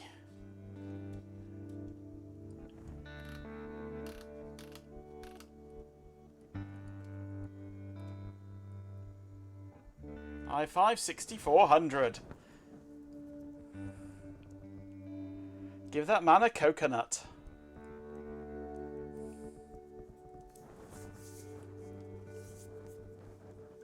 i5 6400.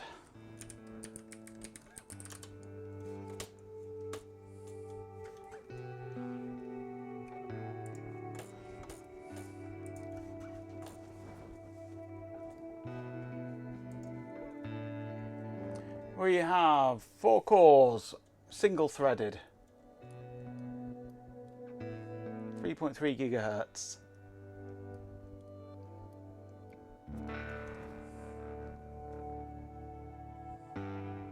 Thingy, look, you found your thingy at last. Hooray. Not celery, not celery, not celery, nope. An i6, that's nice. Find an i6 actually.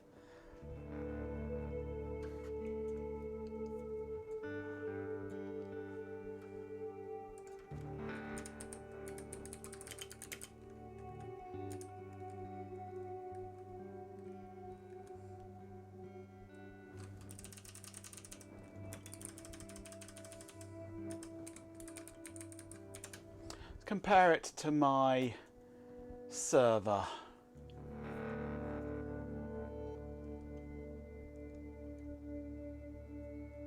My i7 is faster.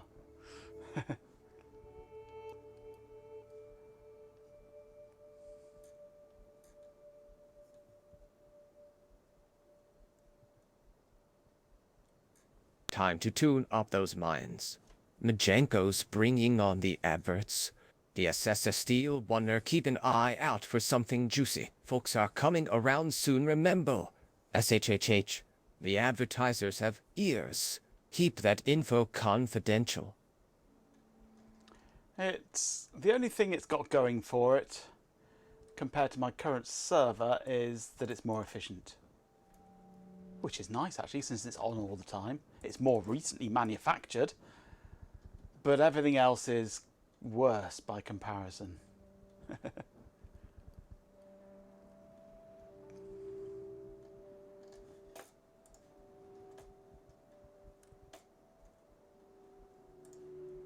Let's see what CPU Benchmark have to say.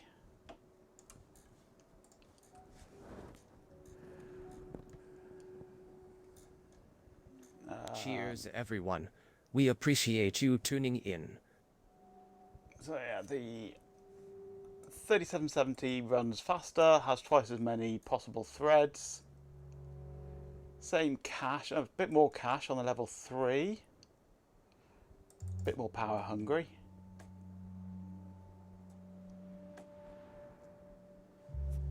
Not much to choose really between the single threaded performance, but less threads though, so yeah. Nice little system though. You need an 8th gen or newer, yeah. Not a bad little system though, I could rebuild that and get it going. It's got an X16 PCIe slot for a little low profile video card.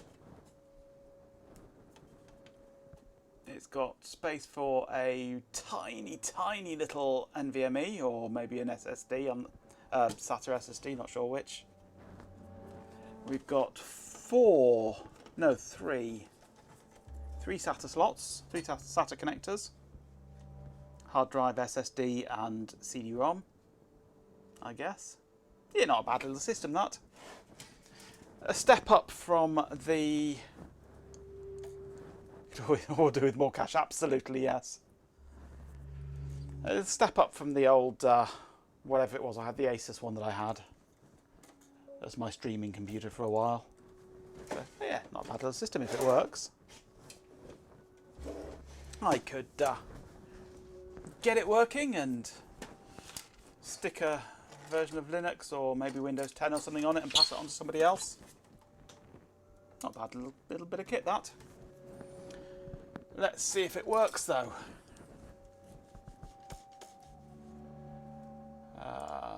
Where are we? Desk zoom. There we go.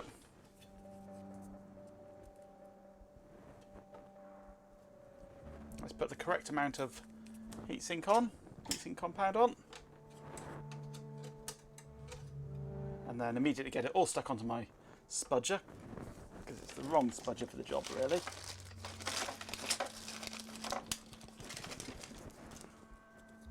Let's put it onto the right spudger for the job.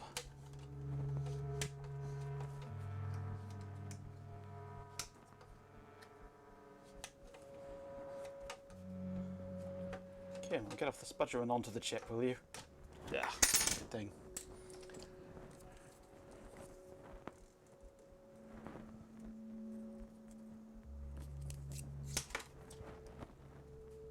I blame the weather. That'll do. That's the right amount. Whatever anybody says, that is the right amount. You can have your own opinion, but that's the right amount.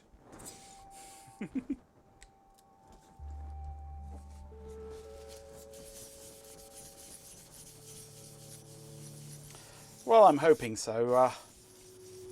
G-Pin, get something a little more meaty. I would like to upgrade my server, but I've failed completely to find the right motherboard. I want to go 10th gen because I've got a 10th gen i3 kicking around that I could use as a temporary processor for it. It's in a Dell small form factor at the moment, but I cannot find the right motherboard, because the right motherboard is either wildly expensive or just not produced.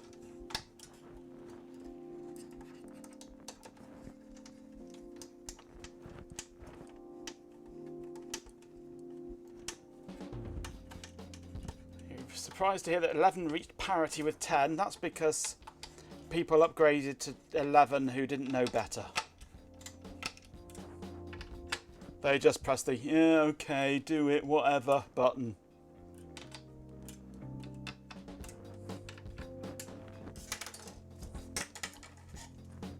Right. Let's have a look what we've actually got on here then. We have an actual physical serial port. That's a rarity. That's a nice thing to have. We have DisplayPort. VGA to USB 3, USB 2s, Gigabit Ethernet, audio. The front panel has 2 more USB 3s, audio, SD card, power, and the CD-ROM slot, DVD slot. And I found the other hard drive screw. It's stuck down in here. There we go, got it.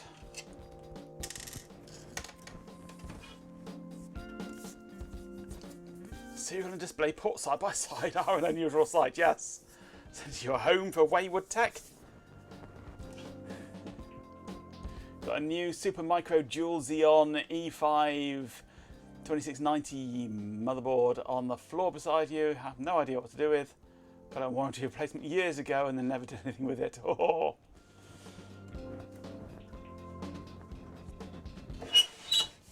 Probably a bit too power hungry for my liking.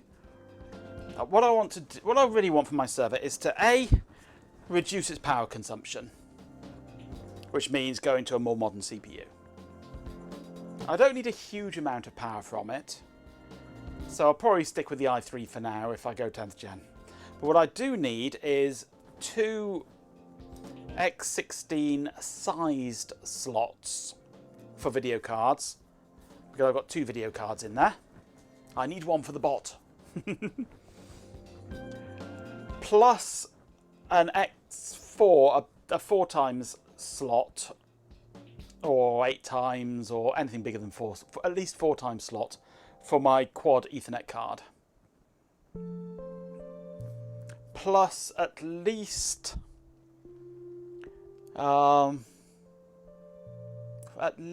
4, preferably 6, or even more than that, SATA ports, or enough PCIe slots to add a SATA interface. And I can't find one that's got all the right interfaces and doesn't cost hundreds and hundreds and hundreds of pounds. Because all the cheaper ones, all gaming ones, and they've all like got one 16 and maybe two 1s. One of which you can never use because it's covered up by your GPU all the time. Or maybe they've got a 16 and an 8 and nothing else. Or they're crap, basically. So one day I'll find the right motherboard for me. But not yet. Right, I need to find some video, power and keyboard, and we'll give this a go. There's no PCI, no PS2 interface on this at all.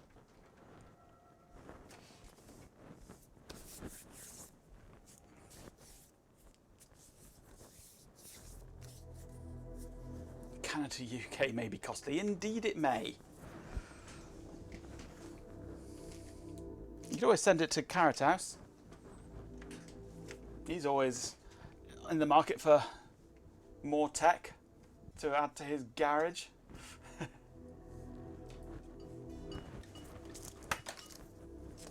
Right, I've got video connected. That's fine. I don't know if it's been a while since I've used video actually. Let's open Virtual Machine Manager and connect my Windows 10 virtual machine. I don't know if that even still works.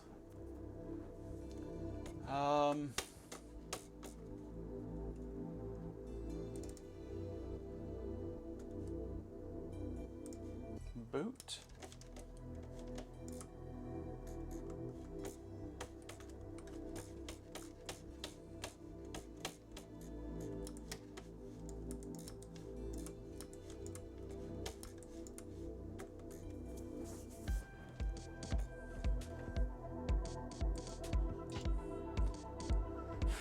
It has memory installed. They're there. If I do that, you'll see them. 8 gigabytes of DDR4.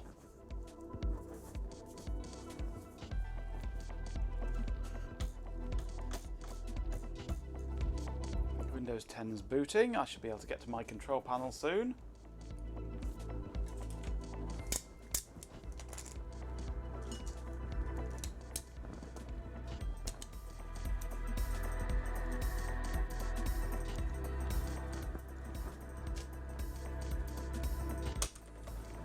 I will need a keyboard of some description. Where's my normal USB keyboard hiding? Oh, it's up there. It's on my server at the moment, isn't it? Suffering from the curse of the vintage tech enthusiast. I have one USB keyboard. All my other keyboards are PS2. Let me try and get this unplugged without crashing everything. Oh, everything's crashed. Oh no, it's just thinking. Right.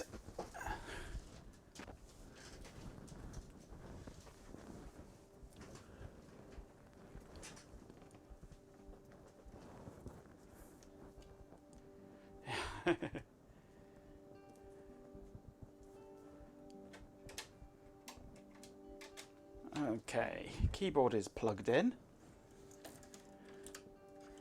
Windows 10 has booted up.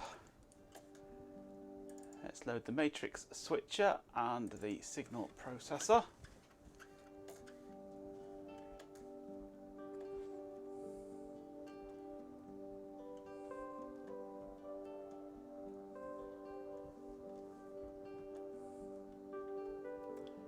Sends escape sequences in place of any byte with a high bit set. Drops nulls entirely. Oh, nice. You should use Intel hex record format.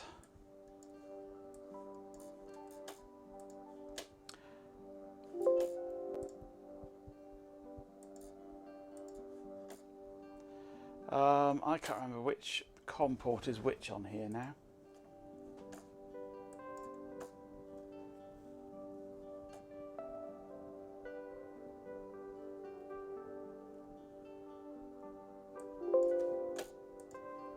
Is this on COM 2 or is it COM 3? No.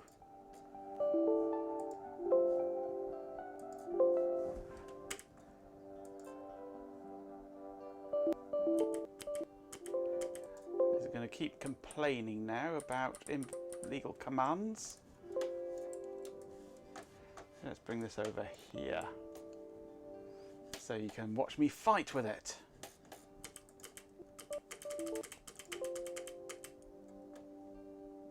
Champion! With 50 bits, Sustuzelot says. Bling, blung, bling, bling, blung, cheer 50. Thank you very much. Right, so I've connected to one of them. Right, that one's on COM 2, so the matrix switcher is on COM 3 then. Which is why it didn't work, because I had COM 2. Alright, I can help you with that. Please hold Okay. while I transfer you to someone who can help you with that. What? It's the whole music. Right, I don't know if this is the right video capture device I've got at the moment. Thank you for holding. Your Okay. call is very important to us. Power is applied. Fan spins.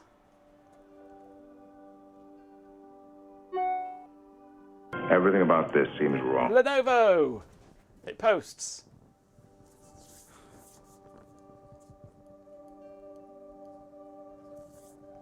Briefly. I had something. I had a brief flash of Lenovo.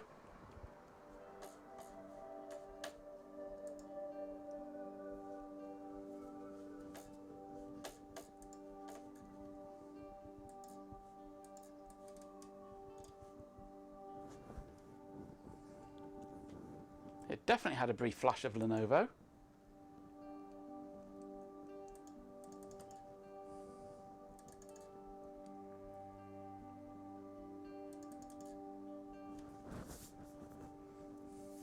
A momentary lapse of Lenovo, yes.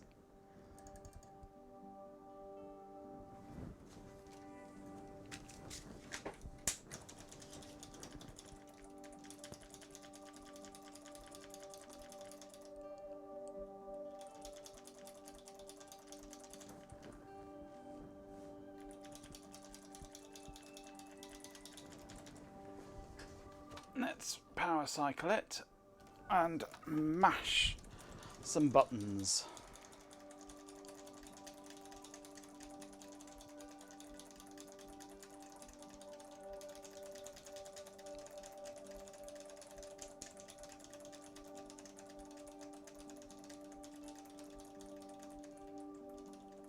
No.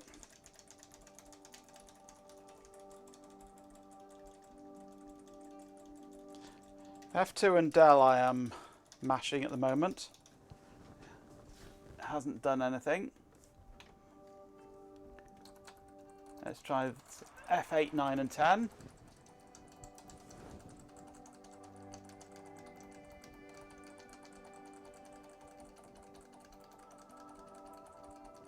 Call you a plonker, yeah.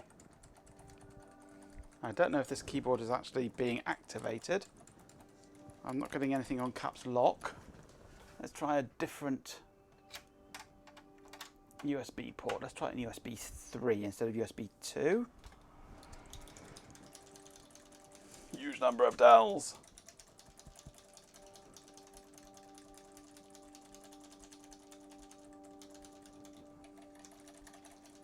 No, still not getting anything.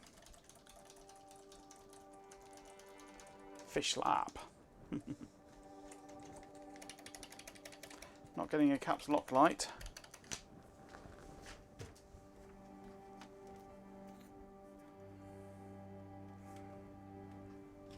Let's pop out the battery. That's one heck of an evening spent down there.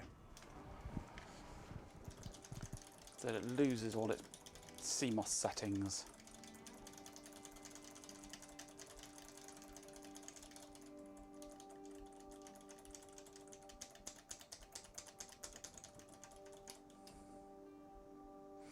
Surely you must have a /slap command.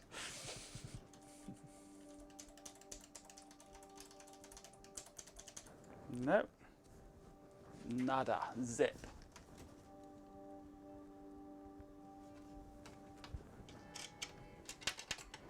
Let's unplug the power supply as well as remove the battery. And wait for 30 seconds. Try to give me a Fonzie slap. Hey!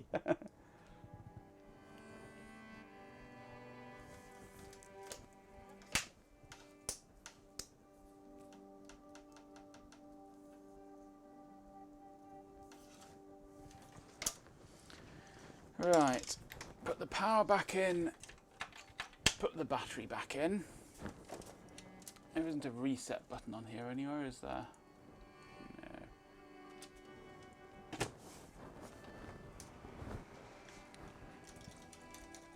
A swarm of dead insects are, yes. Grins. I hear it like a cat licking cream.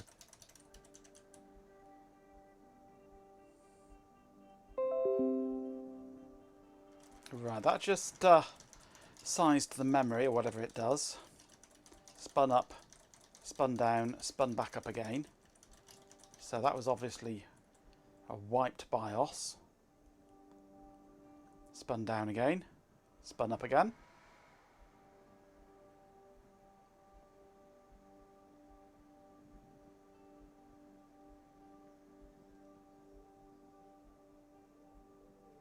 Hands are up, peeps.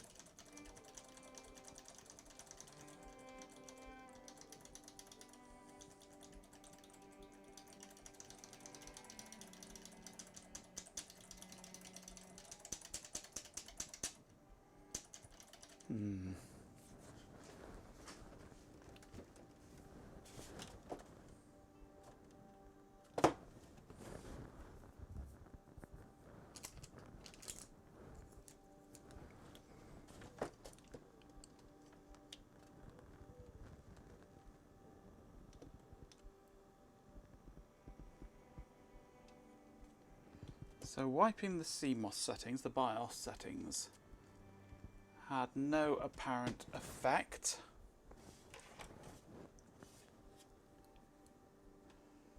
Don't think it's a video capture issue because I saw the Lenovo logo. It could be that it's trying to output on the I hope display port, but ventriloquist is satisfying. Gentleman. if it is, I've got no way of capturing that at the moment. I have no adapter for DisplayPort to HDMI. Or do I?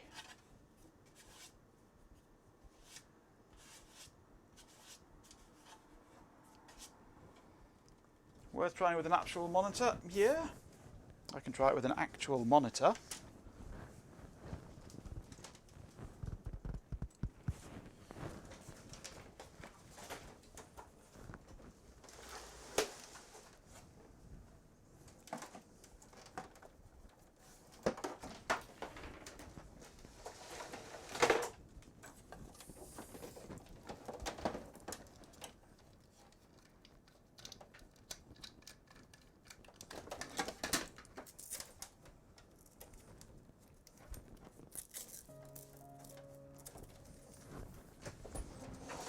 You can't get much more actual monitor than a Sony Trinitron 17-inch multi-scan monitor, CRT.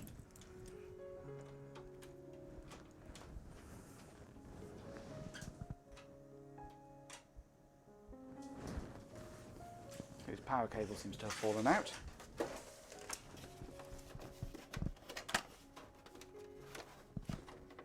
Where's that gone?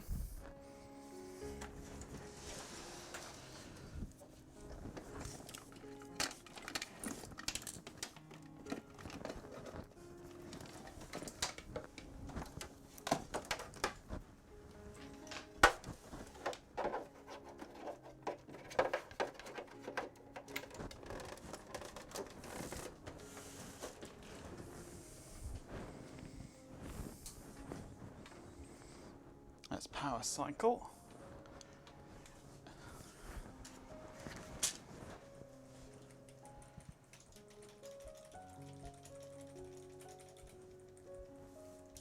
Green light comes on the monitor. I get an error, 1962, no operating system found. Boot sequence will automatically repeat. So maybe it is a video capture error.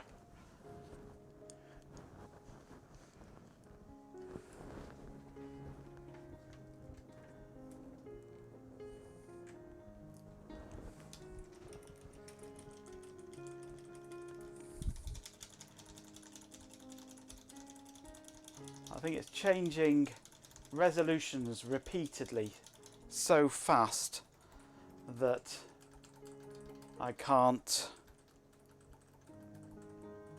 sync with it on my Extron.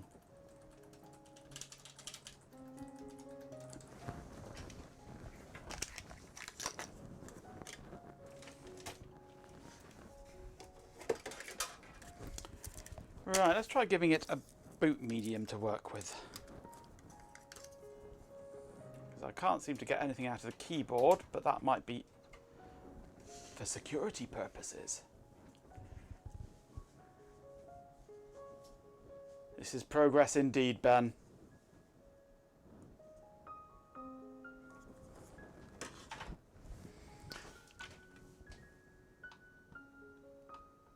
Let's power cycle, see if it'll find my iOD. I know you can't see anything at the moment. That's the point. I warmed up my... Ooh, verifying shim SBAT data failed. Security policy violation.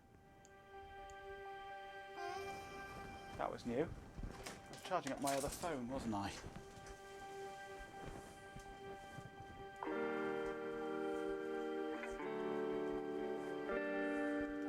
Feed some Ethernet and NetBoot XYZ. Well, assuming that I can get to a network booting interface.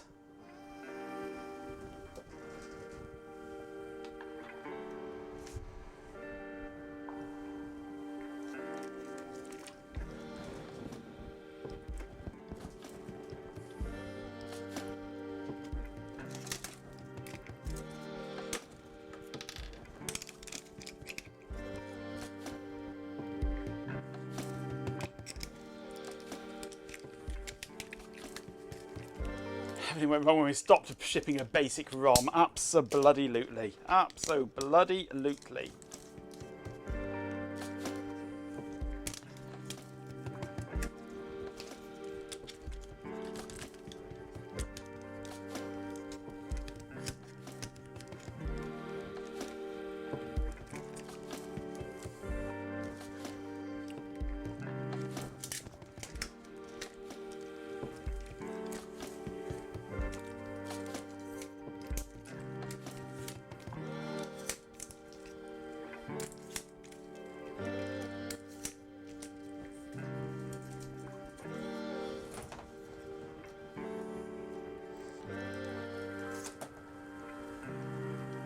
My phone would finally boot up.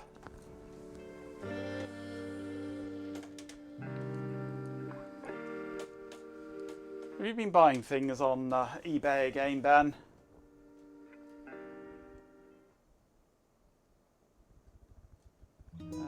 Where's DroidCam hiding?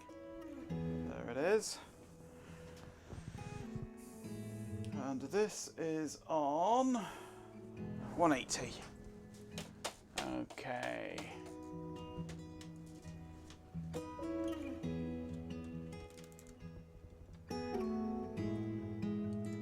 Let's go there for a moment and duplicate.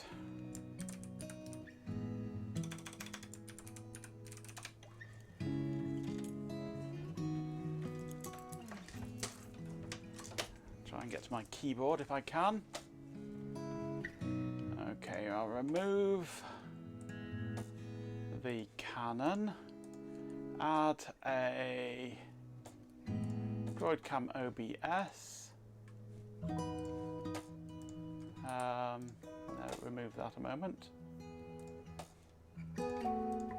Add DroidCam OBS, existing Huawei. There we go.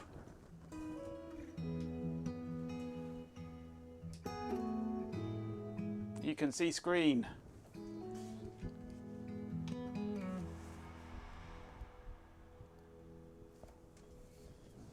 See if we get things coming up now.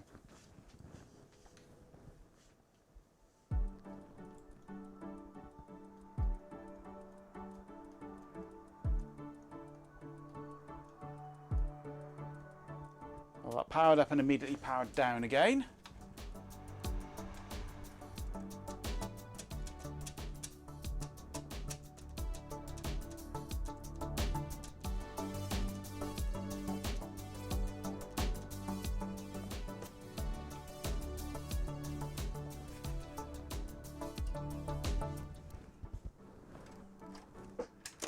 Okay, let's take the battery out.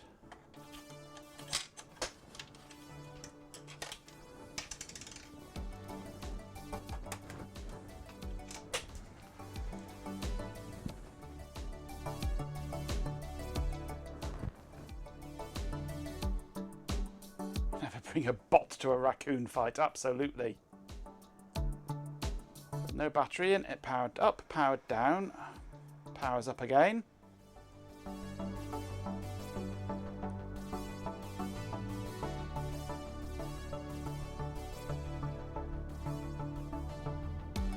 Powers down again, powers up again.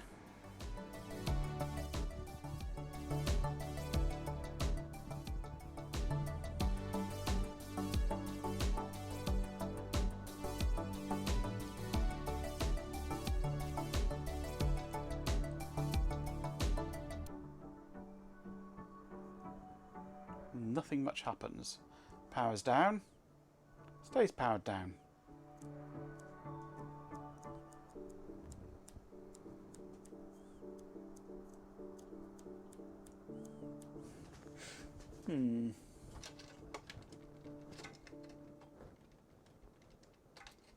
Okay. This is getting worse now.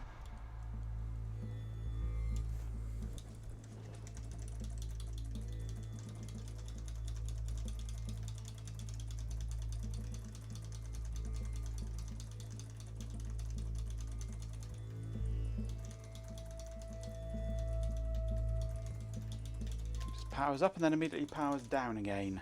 And I don't see anything on the screen at all.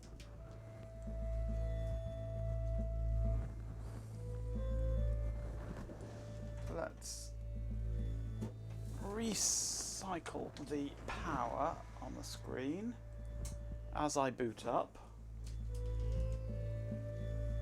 Gone to sleep again. It's woken up. I get something has gone. Oh, it briefly showed a message and switched itself off. Right, so if I go to here somewhere, I don't know where to do it. Let's clip it.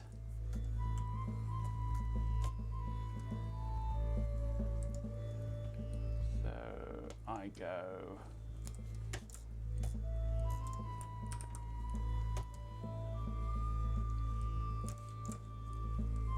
Am I in time to clip it?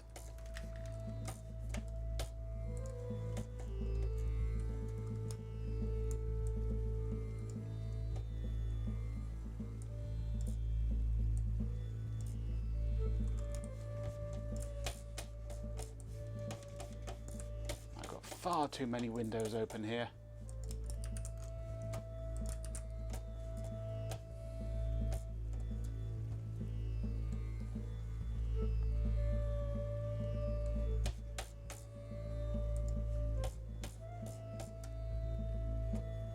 Right, that's where I moved to the... Right, so it must be up here somewhere.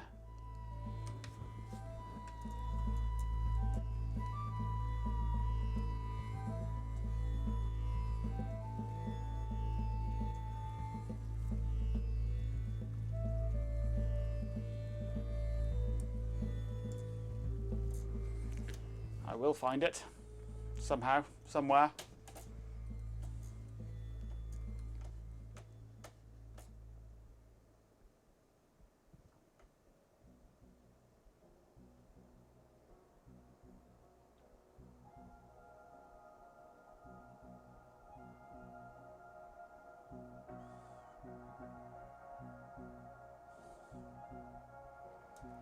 It definitely showed a message at some point.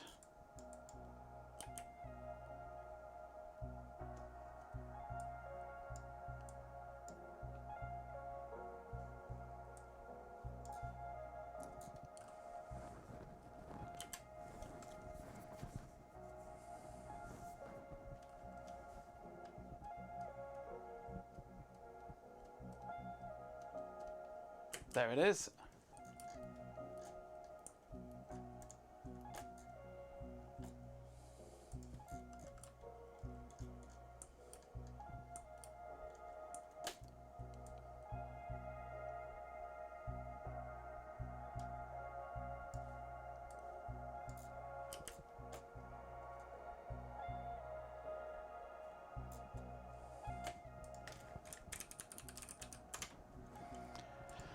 Okay, save that clip. I get something has gone up. I get something has gone up. On.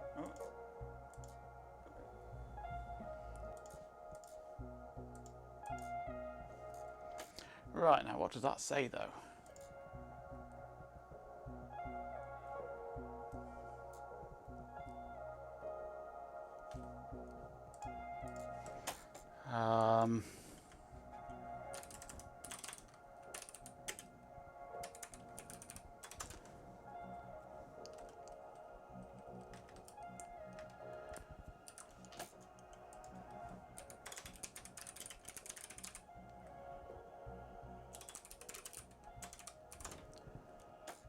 There isn't a download button, but there is a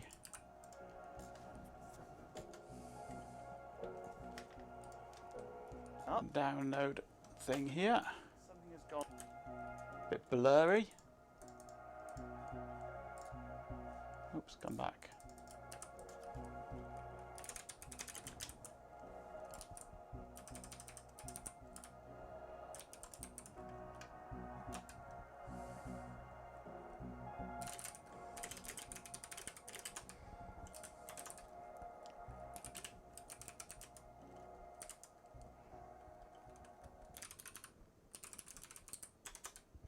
And AVI Mux message. See what I can do. What do you mean message doesn't exist? Oh,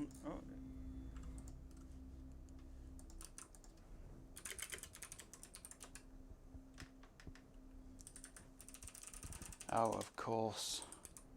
It's stupid containerized crap.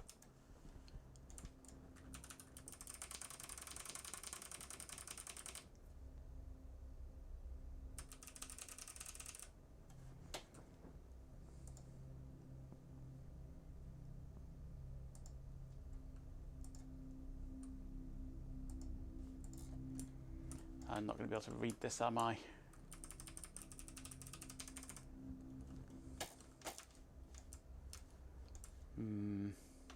It goes by so quickly.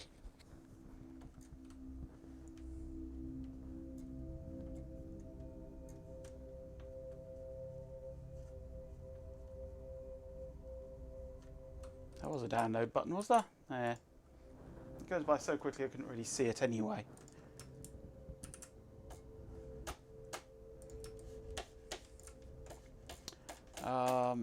Let's go back to here.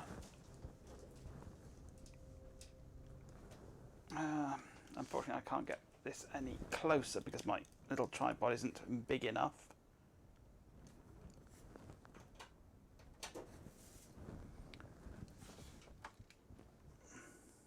Let's try just holding it manually.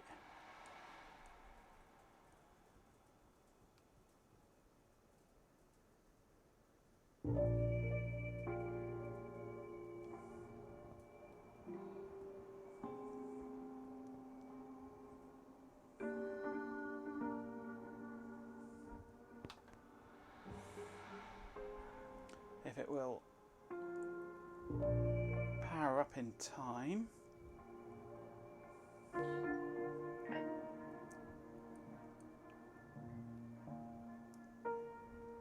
No, the thing is, it's such a brief message that you don't actually get to power the monitor up before it's gone.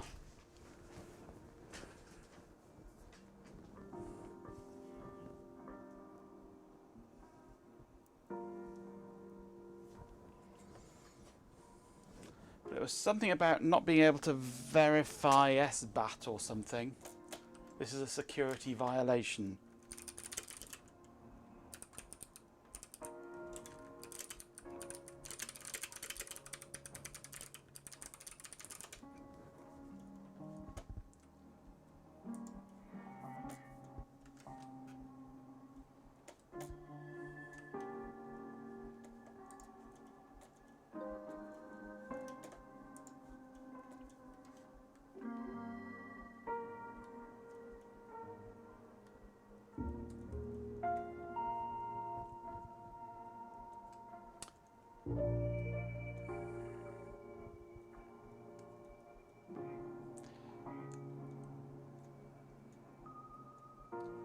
Apparently you have to turn off secure boot in the BIOS, but it's not letting me in the BIOS. Advertising. I wonder if I can get the keyboard working from the front panel of this thing.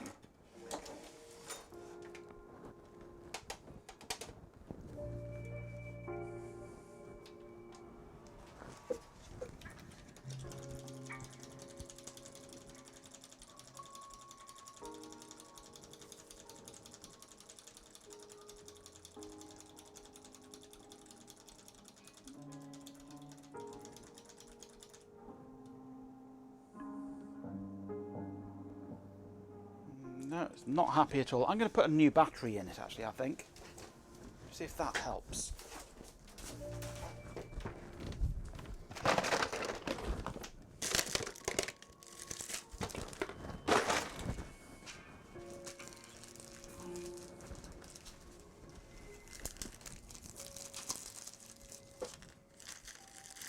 Enjoy your experience, friends.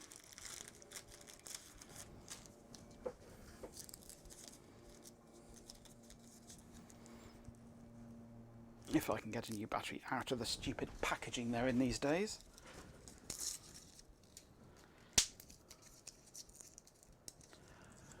Okay, new battery is inserted.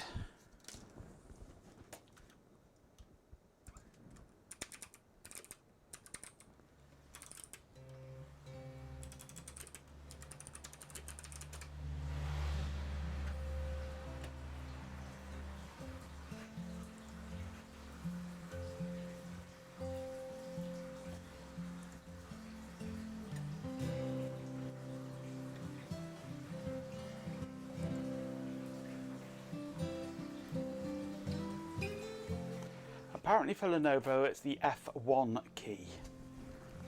Stupid Lenovo, why can't they just have Dell like everybody else?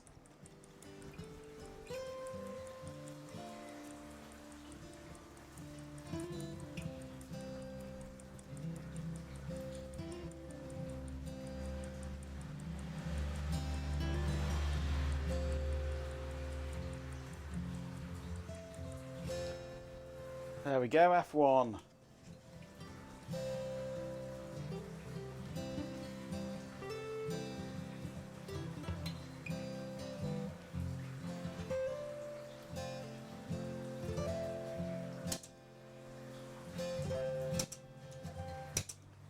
Secure boot disabled.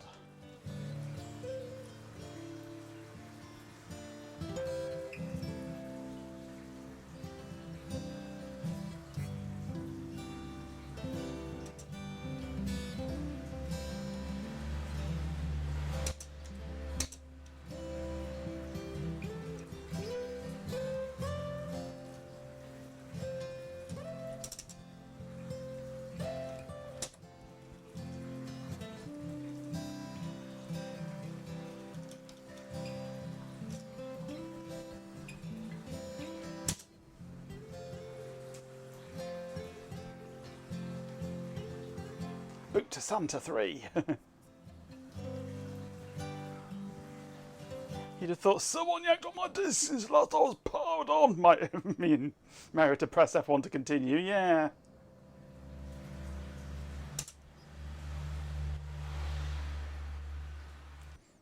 Doesn't boot without the top 40 single yet.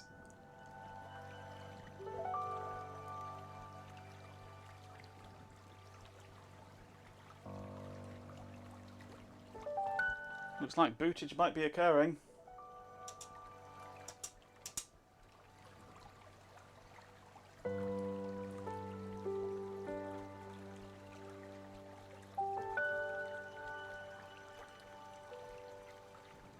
Yay, we are into Gparted, because that was the thing that was already mounted on my iOD.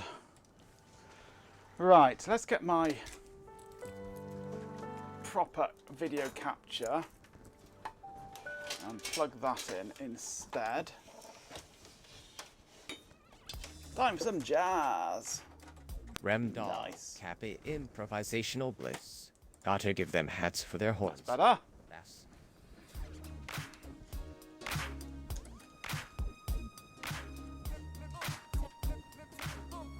Let me move this over to this screen so I can see it.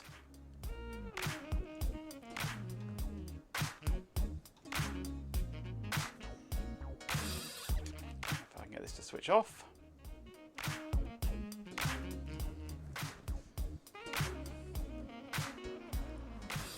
Let's check out the rest of these BIOS settings then, now that we've got better image.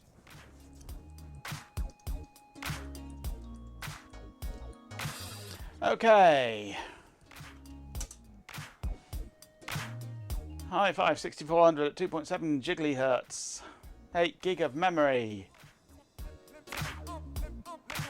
You have actually changed the printer to Turkish, you fool. The N-bootening.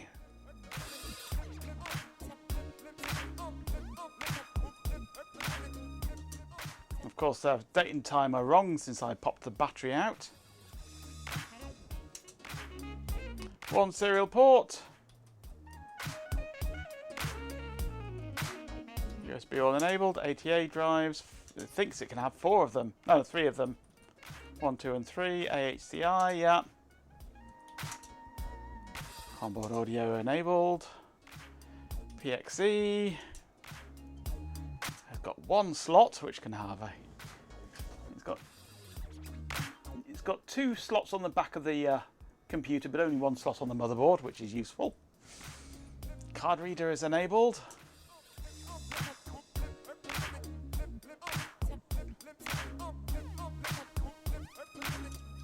I'll turn on Hyperthread, virtualization for a start. Turbo mode enabled.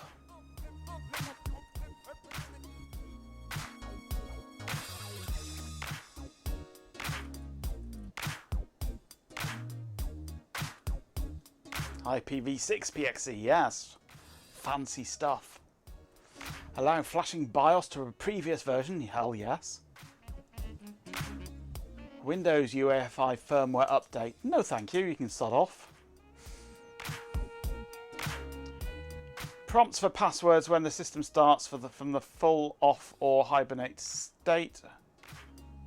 I think that's that can go away.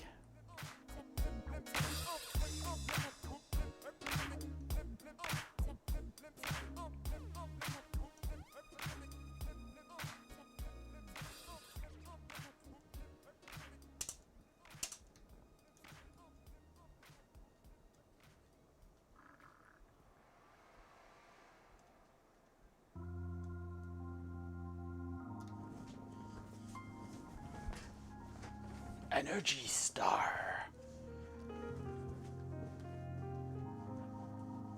Folks seem to be diving deep into the unhinged, glorious depths of old PC boot processes. You sold Room 454 to Amazon.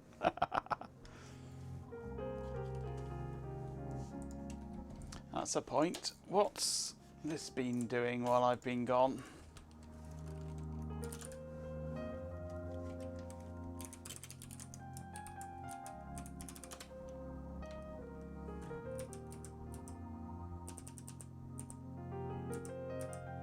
front page is completely white. It's wiped out the front page.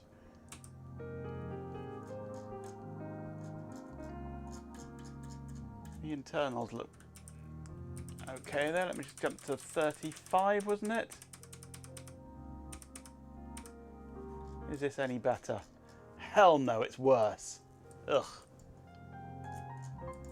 Useless man, useless man, useless man, useless man, useless man, useless.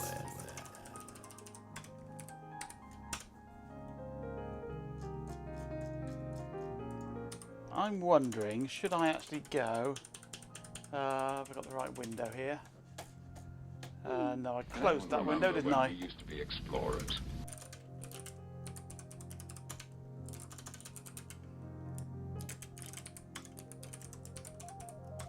Let's go for each of my JPEGs. Echo it out.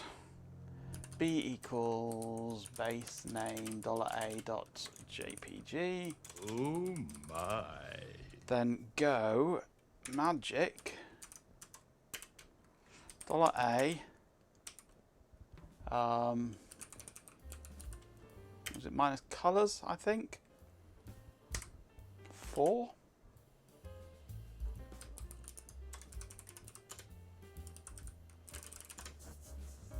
See what that does.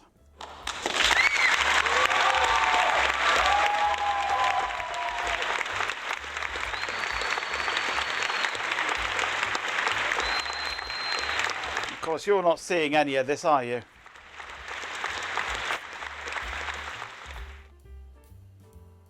You weren't seeing a single thing I was doing then, did you? Because I forgot to change my input. Hence the applause, yeah.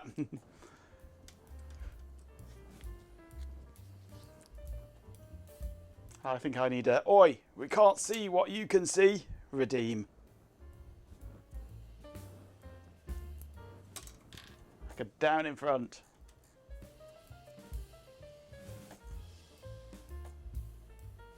Anyway, that's running now, so where are we now? VGA, there we go.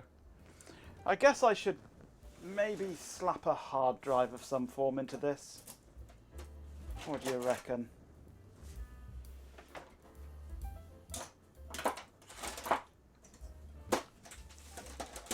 First hard drive that comes to hand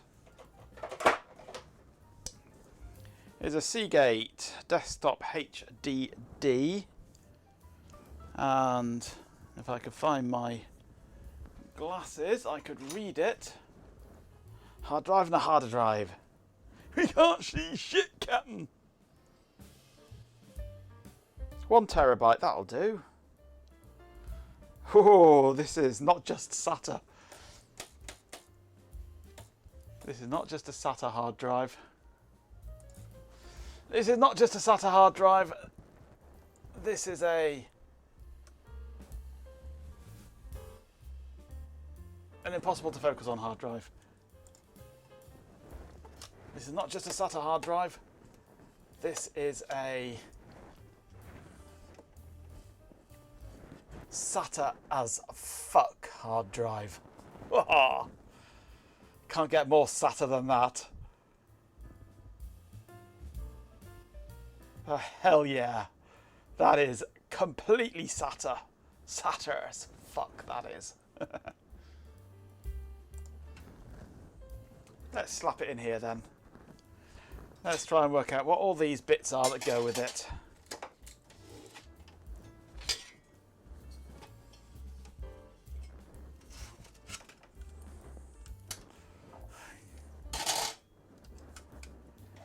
So this, I think, goes into here somewhere. And that must go that way around. If that goes into that hole there, that would go that way around. That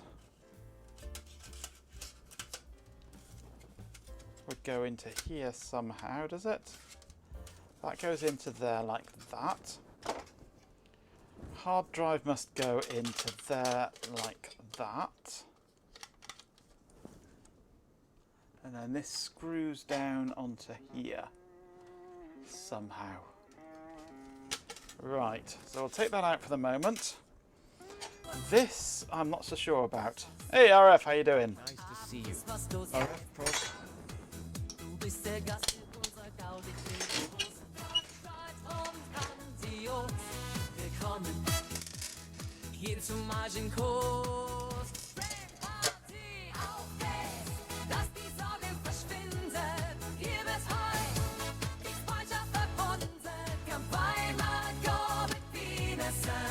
It's nice that they left me the correct hard drive screws in the bottom of the case when they threw this away.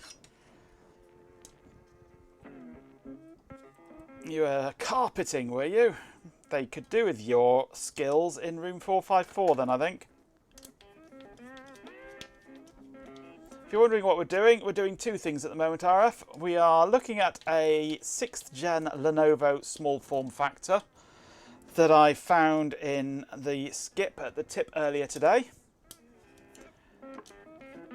Oh, they could definitely do with your help with paint stripping skills, only it won't be paint that you're stripping. And I'm also doing some archiving, trying to get the images looking right at the moment. Actually, it's finished its processing.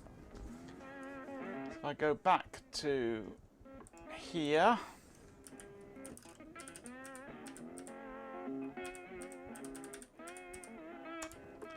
we have a look at this. We get a bit of colour in this now and some greyness. How does 35 look? That's a bit better. It's a bit pale though, isn't it?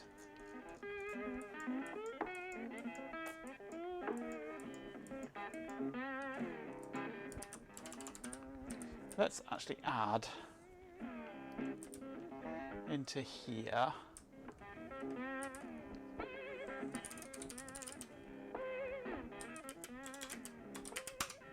I add some extra contrast to it.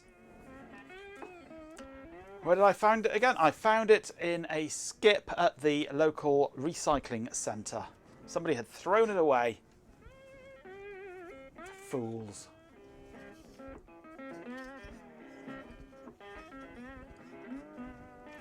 Right, SATA 1, 2 and 3. This is SATA. Where have we gone? This is SATA 1. I shall connect this up to here. And I've got some SATA power here. That can go into here.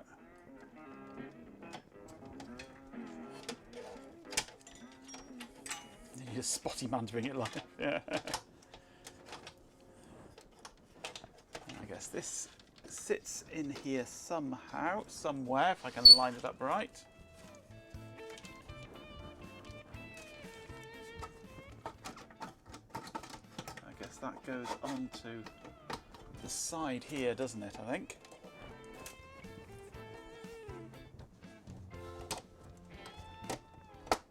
Okay.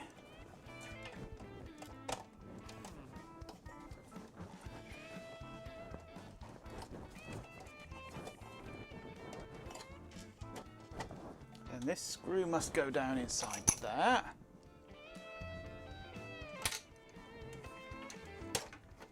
If it would stay on the screwdriver.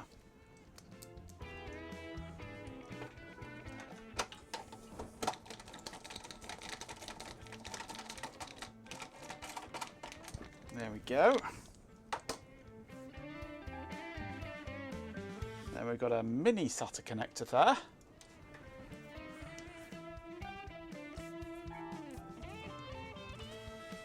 And this slots in through the front here, I guess.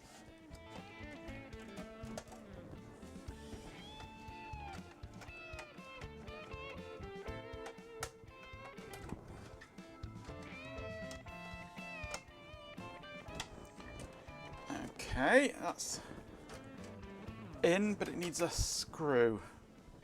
And I think I've got all the screws. I don't know, there is a screw somewhere else in here that I can hear rattling around.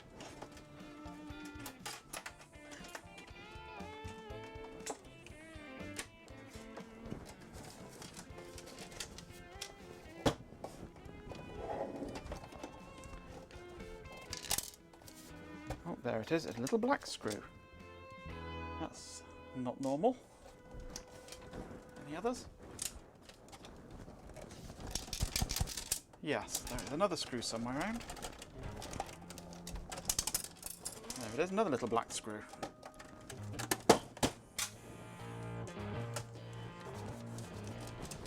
Is that the last screw? No, there's still something else rattling around in here. Another little black screw. Where are all these little black screws coming from?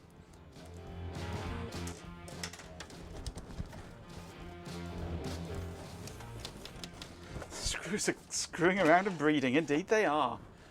Right, so I need a suitable screw. Any old 632 will do the job. Like that one there.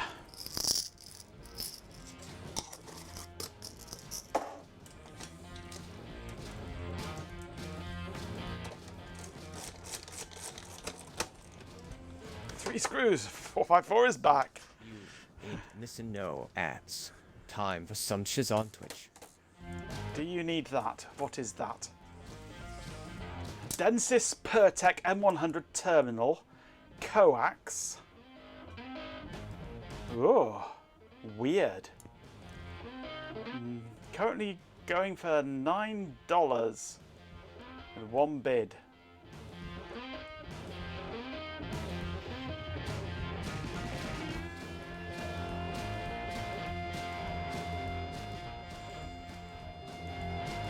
No idea what that is, so yes, you most definitely do want it.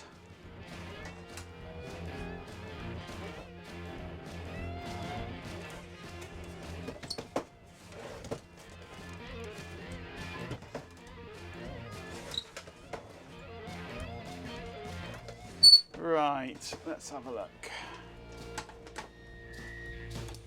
It was an entertaining show. Power goes in. Video goes in.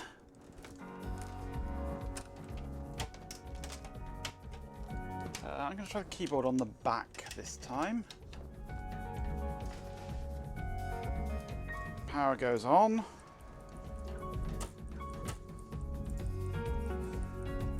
Do I get working keyboard now? Oh, OpenVMS is on this one. No, I don't appear to have working keyboard, but that's probably because it's OpenVMS.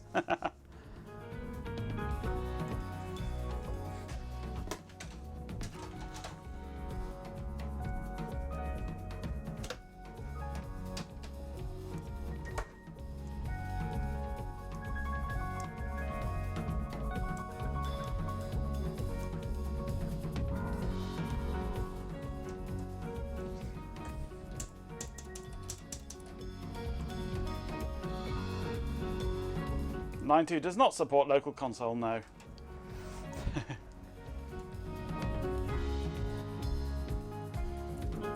don't think that keyboard works plugged into the back until the OS is booted.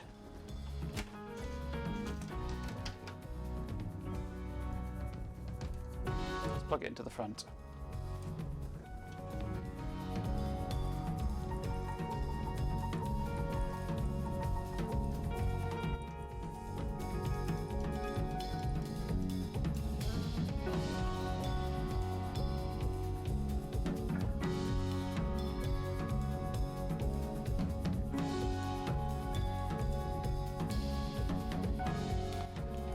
Can't see very well what I am doing here at the moment. Where's my Windows 10 gone? There it is. Signal processing control system.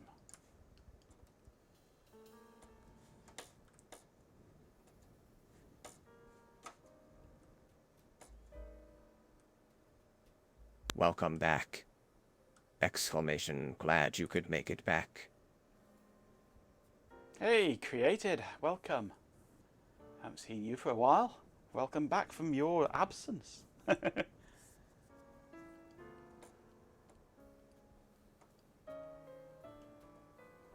If you don't buy it, we'll all buy flights over to Canada and come and just hit you with hockey sticks. Right, what am I doing here? I want auto image, and I might, there we go, I can see what I'm doing now.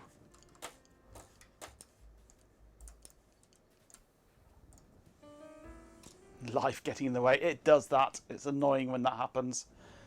Okay, so primary boot sequence. Let's move this up.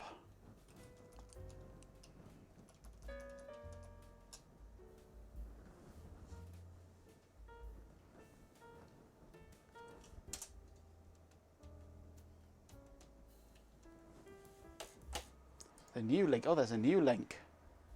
Oh, very nice. The IBM RT PC.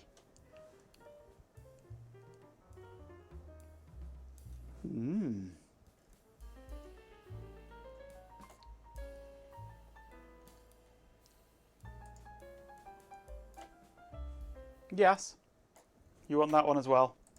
Most definitely. Today I have a Lenovo small form factor 6th gen, which I found in the skip at the local recycling centre. So I walked off with it, and now I'm rebuilding it and refurbing it and getting it working.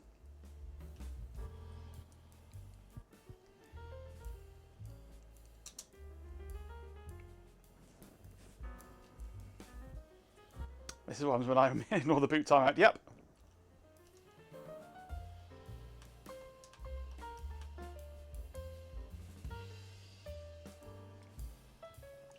Your max bid is 1 cent above the current bid, just so that it locks that into your account.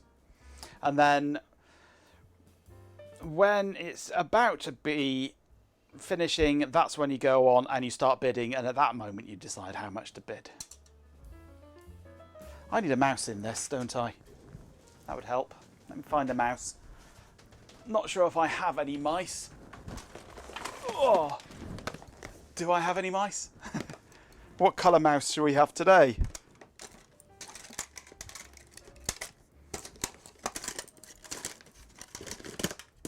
Let's have that mouse today.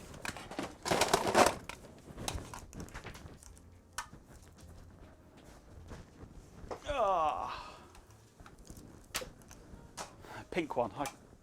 I have a pink one. I have a. I think I have anyway. I think my Apple Puck mouse is pink.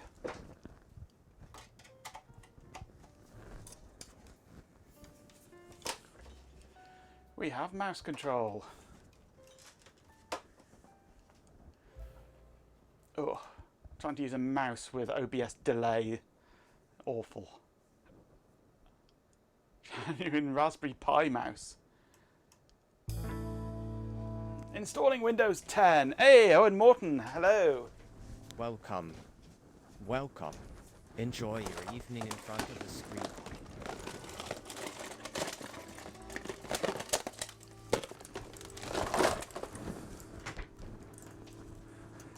My pink puck mouse.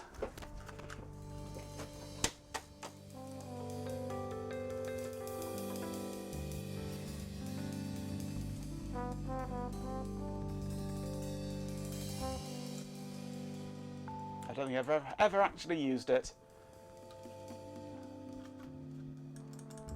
because it's only got one button. I can't cope with only one button. No more random eBay searching yet. Oh, the Pi 400. I like the Pi 400. I've not got a Pi 400. I'd like a Pi 400. If you're not familiar with the Pi 400, it's basically a Raspberry Pi built into a keyboard.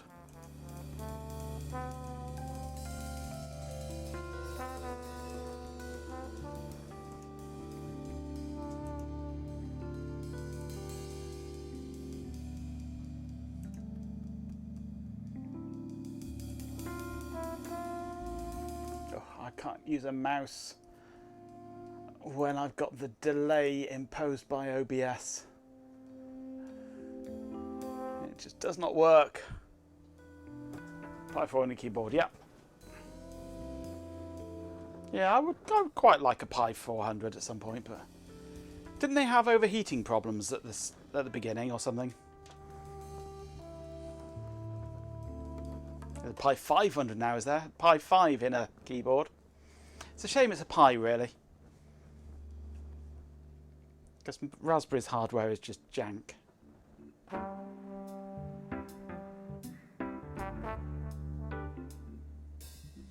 I prefer a Banana Pi or something like that in a keyboard.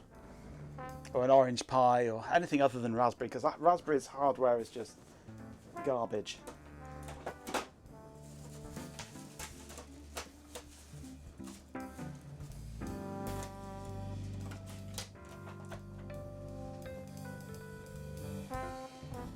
Well, I'm probably going to pass this on to somebody else, so Windows is the sensible option, really.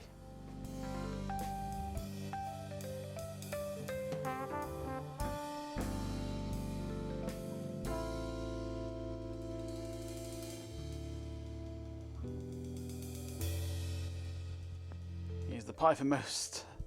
Only runs on Pis, yeah. A different hardware means it wouldn't do the job, yeah.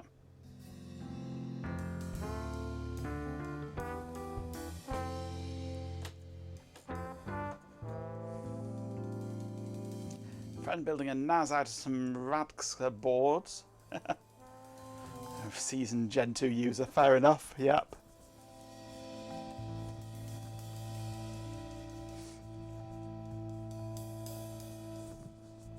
But yes, I shall get this up and running and installed and fully patched up, and then I shall give it away to somebody that needs a computer, I believe. Because I've got no real use for it, and it's powerful enough to be usable. And it's a shame that it just ends up in the trash. So.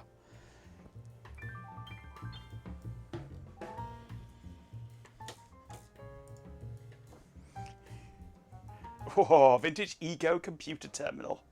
Nice.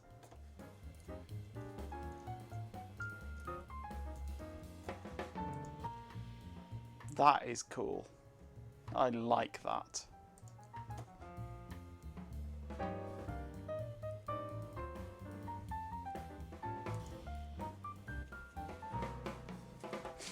That's very much sun-dried, yeah. Somebody shoot that URI. Yeah, take it out of the back and give it a good kick in.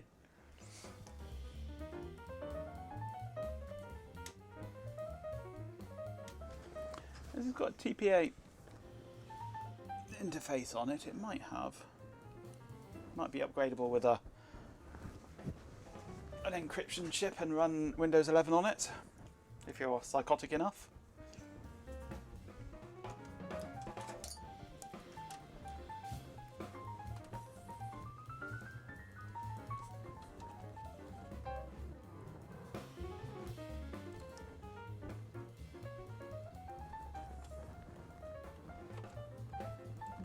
Not sure I can see one on there, no. Might have one built in already.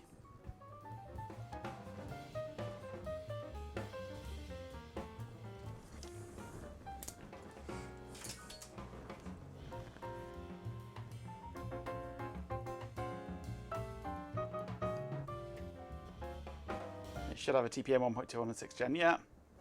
You'd expect it to. But the 4th gen that I had a plug-in module with a TPM on it. So it may already have one on there, yeah. I wouldn't want to run Windows 11 on it regardless.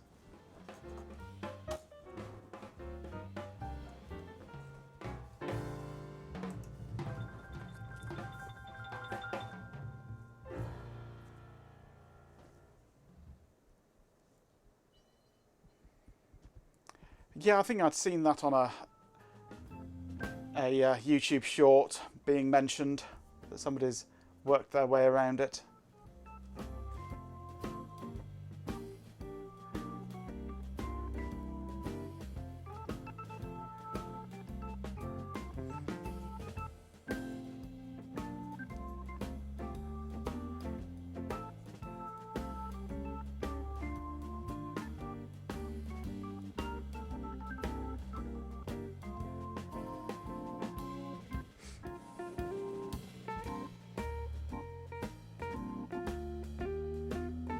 there's still support from WinXP if you pay them enough, no doubt.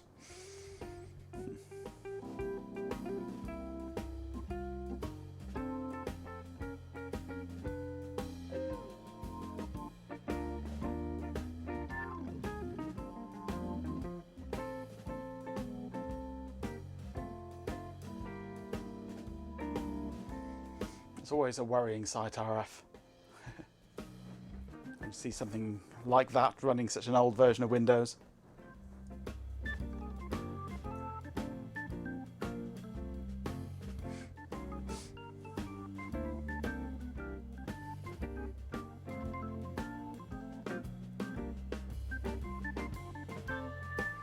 Hey Carrot House, we are installing Windows on this Lenovo that I found in the trash. I went to the tip earlier and came back with this.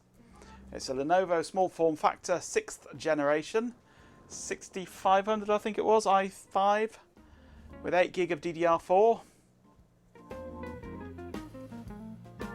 And I'm sticking Windows 10 on it, and then I'll be patching it all up and then passing it on to somebody that needs a computer. I don't know who yet, but I shall stick it onto FreeCycle for somebody. 6400, that was it. For somebody who wants it. I'm sure somebody would like it to do their school work on or whatever. And at the same time I am working on trying to get my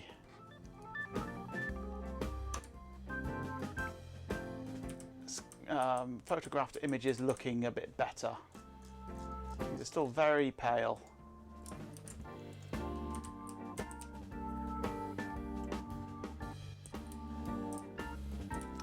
I'm not sure what contrast wants to be.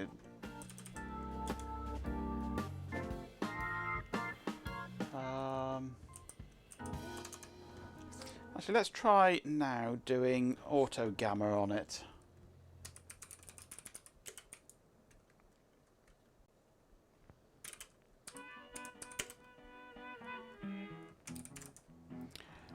White 35 JPEG.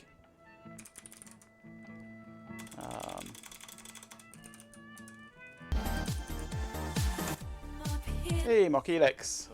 TRR. All right. Glad you're back. Oh, that's looking better. That is looking much better.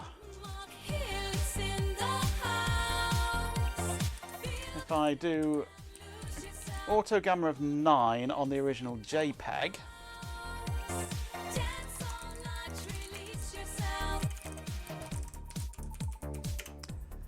so for A in white capture star.jpg, do auto gamma minus M 0.9.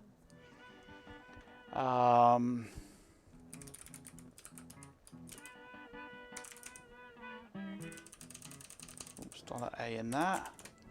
Process all those. Back to there. We're getting ready apparently.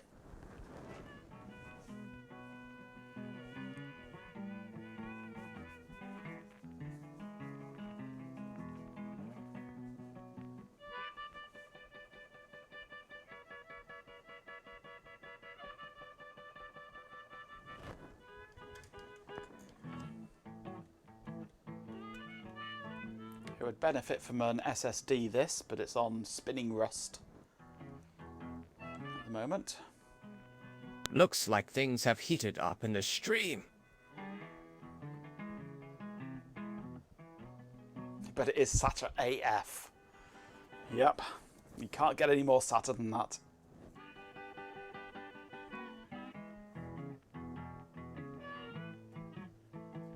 The SATA est.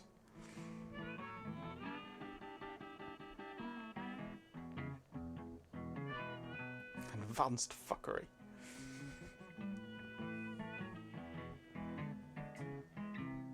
I think actually I've got a Lenovo monitor that could go with this. Where is it, this one?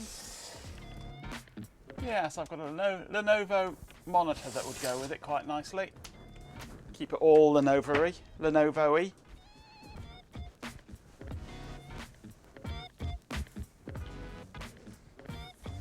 All these years have passed and you still cannot find the any key. Awfully flimsy. Just a moment. Just a moment.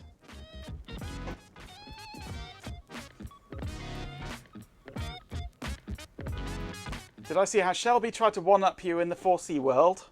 No, I didn't join yesterday's stream. I was busy watching Doctor Who. I'm on a bit of a Doctor Who binge at the moment. I'm halfway through the Matt Smith season at the moment.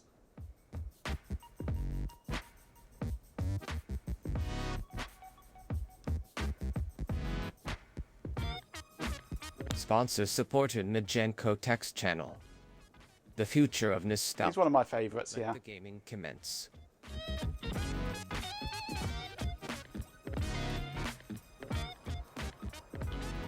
Pie me, baby!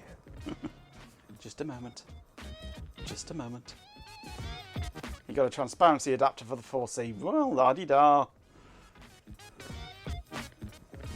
Mini Mr. Kipling one. You have two. Yeah, well, you've got two of everything you have.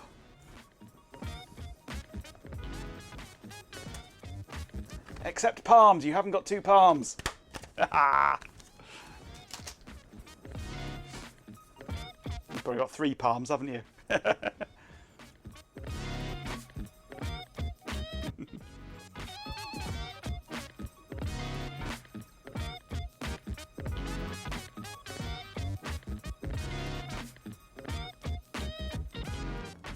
Happy to have your support.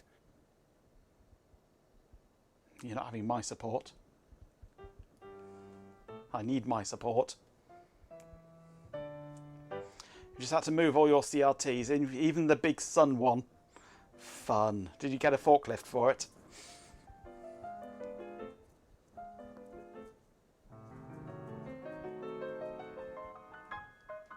$42 CRTs. You're mad. You're insane. I'm jealous. I've got one. Well, no, two actually. Different, yo. But not so different from getting into one of those newfangled retro VCR combos with faulty wiring. Let me see. How many oh crap. Here we go again moments have we got so far? Stews a lot. PFFT. What could be sexier than the gentle sway of vintage wiring? Disclaimer. Majenko Bot is here to spice up your evening. Just kidding. This chat interaction can still remain clean for viewers who may have sensitive ears. Remember to play with the filters if necessary. Enjoy. PFFT, yes.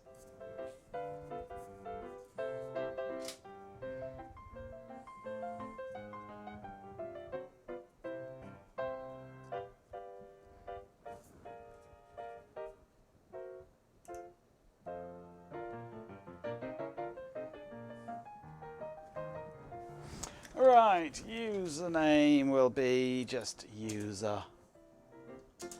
No password.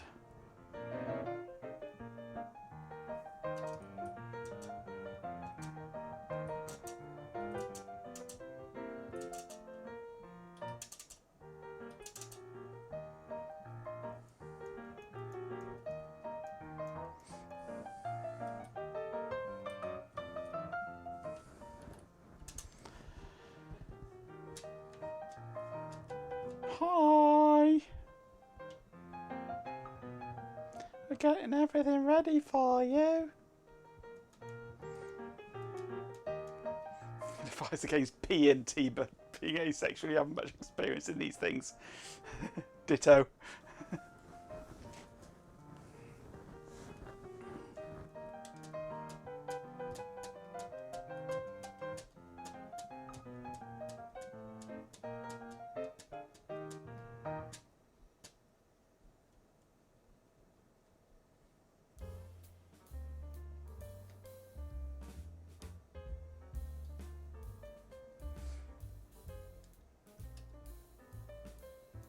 Jimmy Carr, he's a nutter, he is. He's a perverted nutter.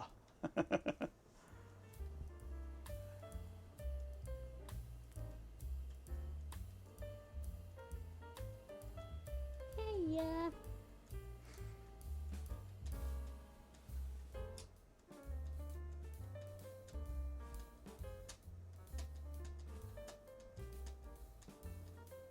Hey, Tyler Hoot. Good evening, Tyler Hoot. It's good to have you here. I have on my desk a Lenovo small form factor PC, 6th generation i5 6400. What are you? Some bottom-feeding, scum-sucking algae eater? I went to this recycling centre earlier and came back with this. I've put a hard drive in it, I've cleaned it up a bit, I've now installing Windows on it, and I shall pass it on to somebody else that wants it, because I've got no use for it. I shall find a willing victim and pass it on to them. I know I could force Windows 11 onto it, yeah, but who in their right mind would want Windows 11? So I shall pass it on to somebody else, and if they want to force Windows 11 onto it, they can, but I'm not doing it.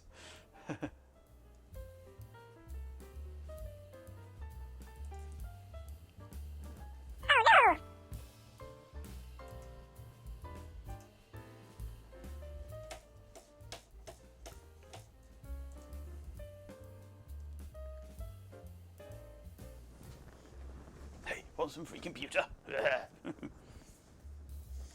Number of people in their right minds are getting lower by the day, yep. Computer, what happened? Right, I'm going to need some internet now, aren't I? Has anybody got any spare internet around here?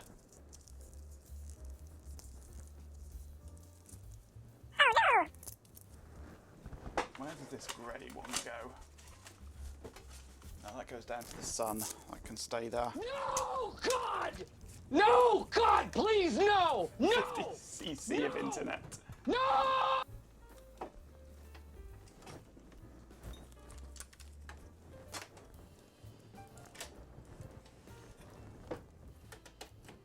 Okay, we should have internet now. It thinks it's 2019 now.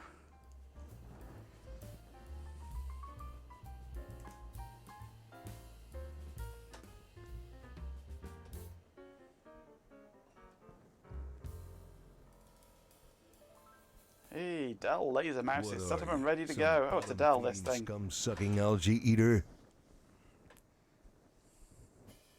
Tea, Earl Grey. Cold from being left on the desk too long. USB keyboard is set up and ready to go.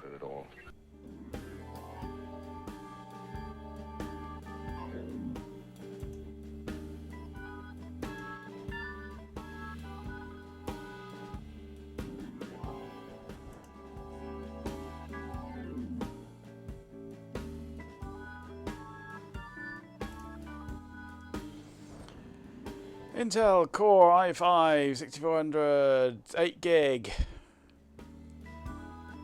Windows 10 Pro.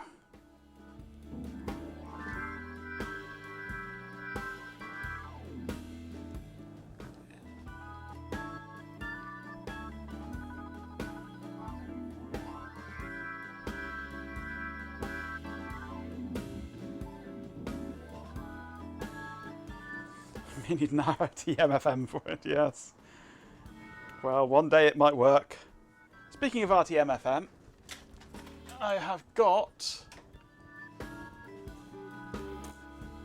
where are we?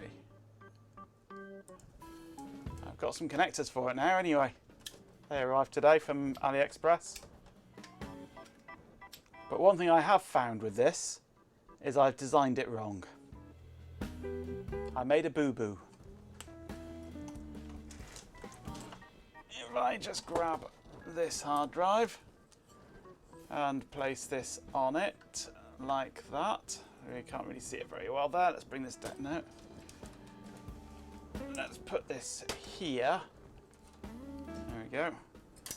Place this on here. spot the deliberate mistake?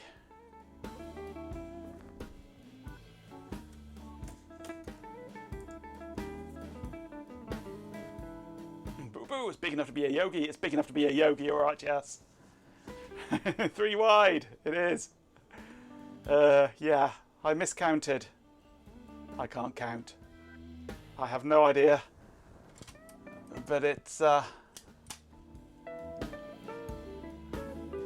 kind of the wrong width. No problem, I can rejig things to make it fit easily enough. There's plenty of room. And all this is all empty space here, and it's loads of room, so no problem, but yeah. It's slightly on the large side, that. So if I put this one on that's empty, the connectors line up nicely. But this one here is just, yeah, not quite where it should be.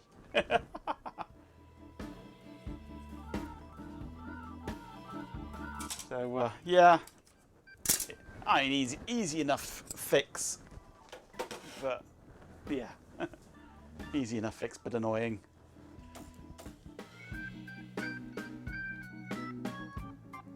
Right, where were we? VGA.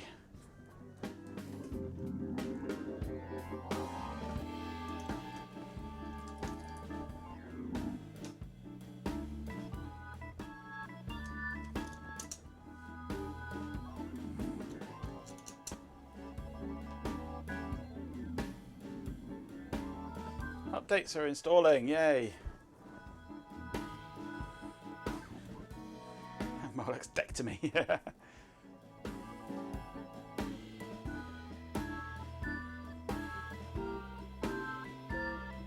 have too many Dells. Yeah, one Dell is too many Dells. I have too many Dells. I have one.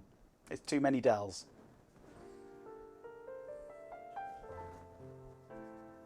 Lots of updates installing. Way.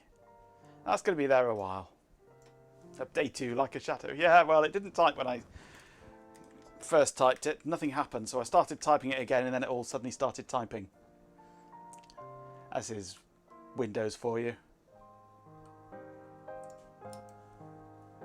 Right, how are these looking now?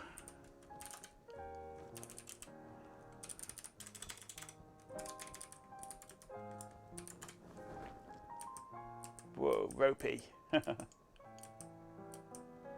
But the contrast is good now.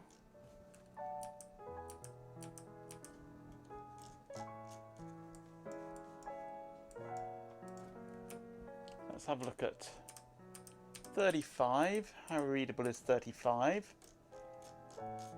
Very readable. Right, now what would happen if I were to convert these into 1 bit?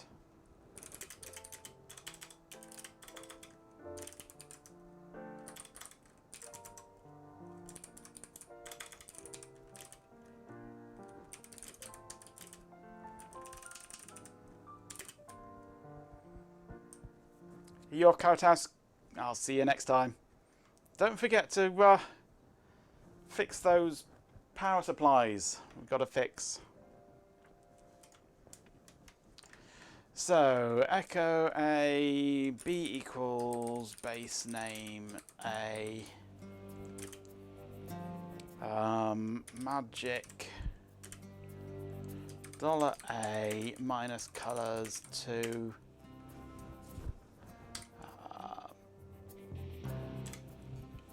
What was the other bit of the command?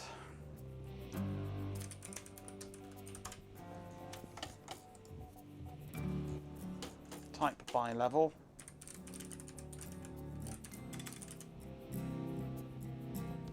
$B.png.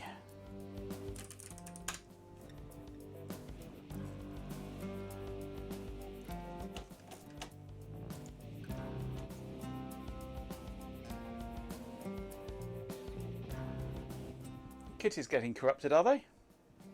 Sorry, they're being too close to room 454.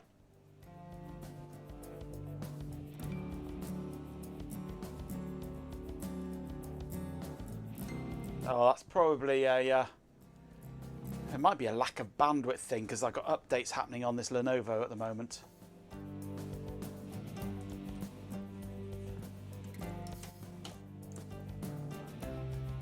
So it's sucking all my bandwidth out.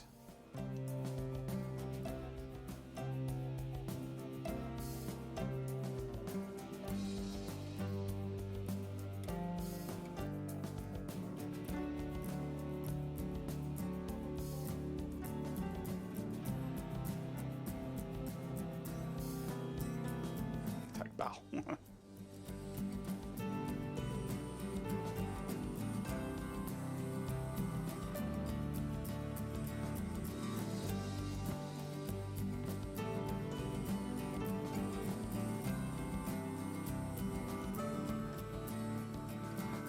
That's going to be a while. That's going to be a long time.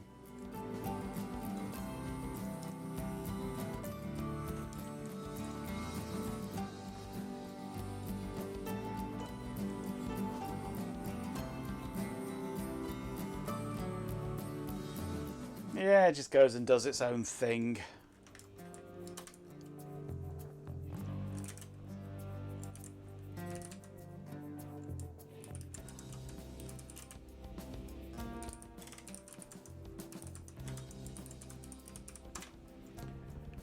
Whoa, that's bad.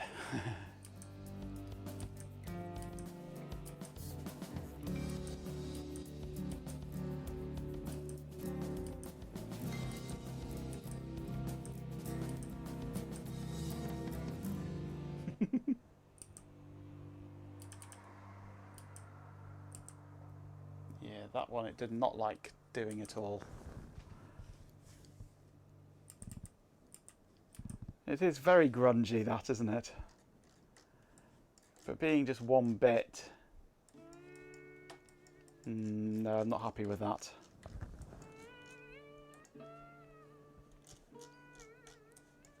It's the auto gamma, it's not right. I need to do manual gamma, I think. The thing is, it's corrupting the document number.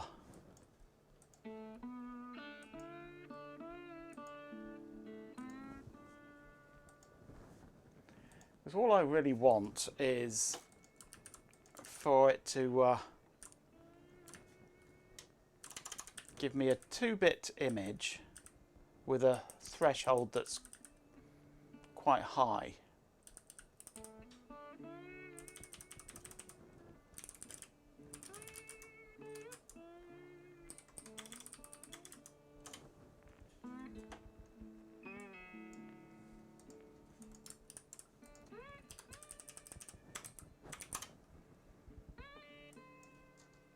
So from this one, I want all this here to come out white, but the text to come out black.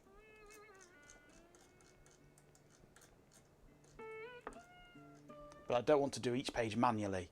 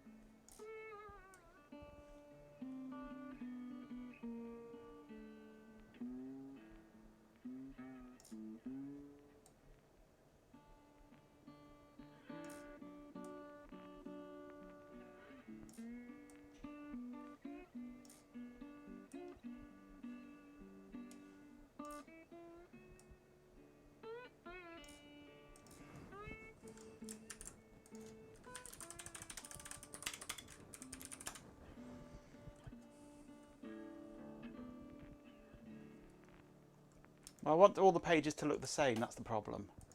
What I really want is go curves.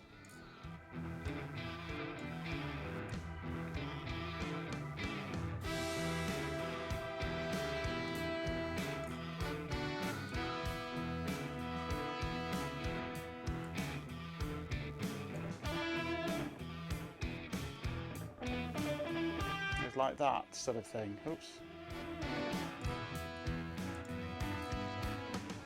That's the effect that I want, so it preserves all the black and everything else goes white.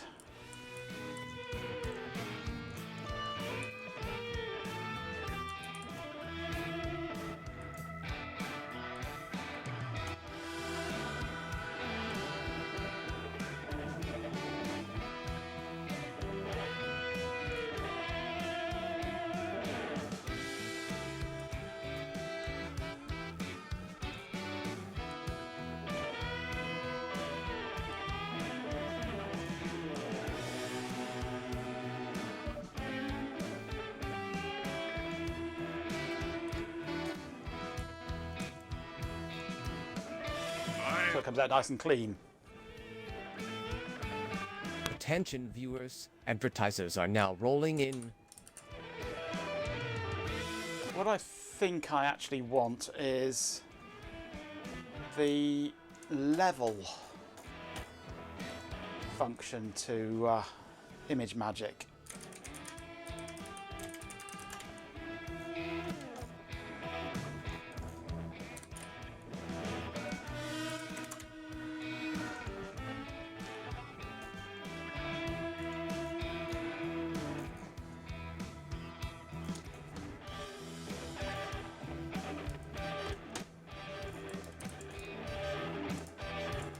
The most basic form of adjustment you can make to images are known as level adjustments. Taking the individual RGB colour values or even the alpha channel values, adjusting them so they either stretch or compress those values.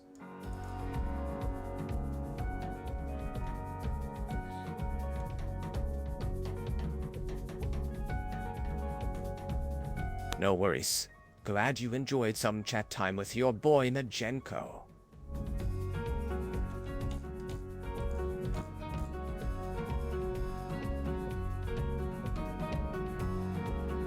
Bacon certainly is a winning strategy, yes.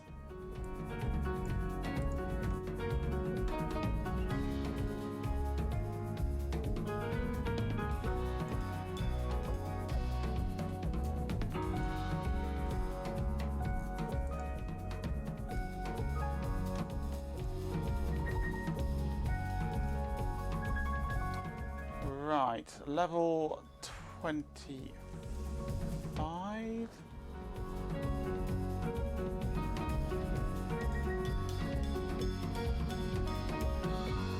Right, let's try this.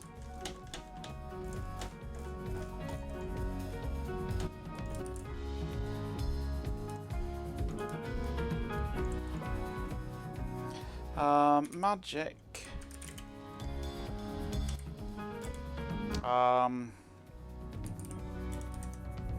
White capture 35.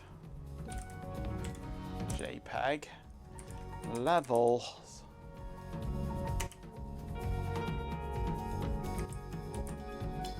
10%, 15%. 10, I said.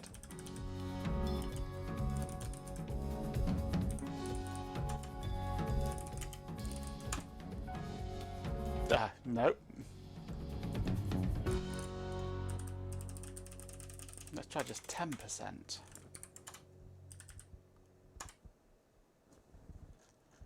Aha. 20. How does that look? No.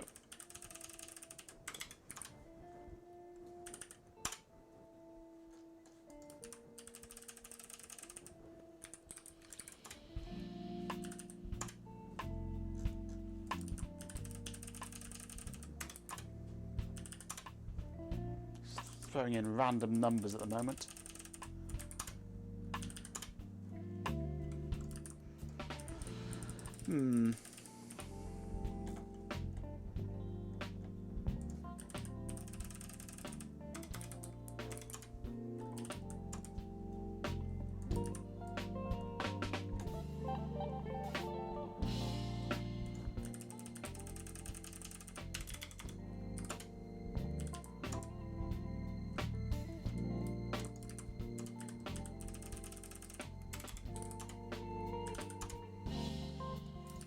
No.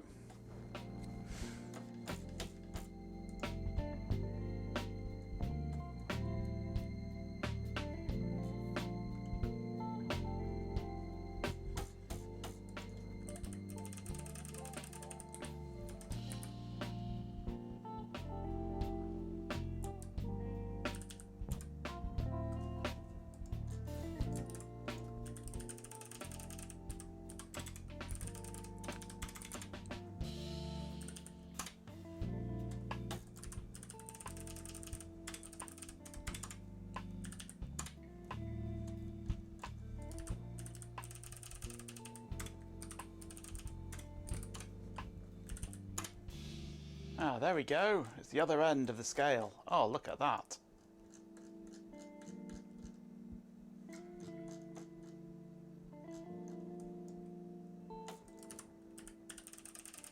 If I take that to 85,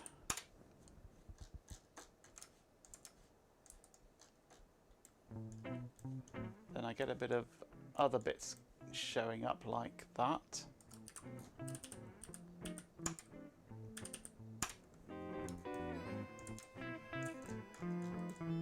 That's still there, so that's okay.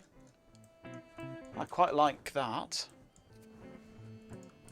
Let's try that on the front page.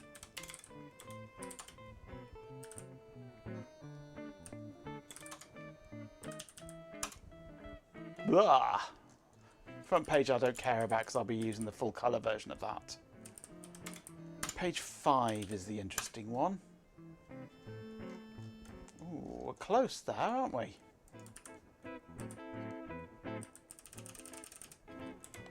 Let's try 95. Whoa, no. 85? Ooh, that's good. That is good. 85 is spot on. Right. So for A in white capture 00 star.jpg minus level 85%, 85% minus colors 2.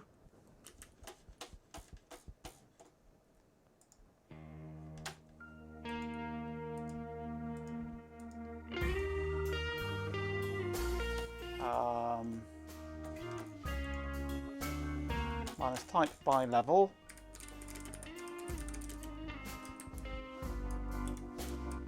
Oh, what I need is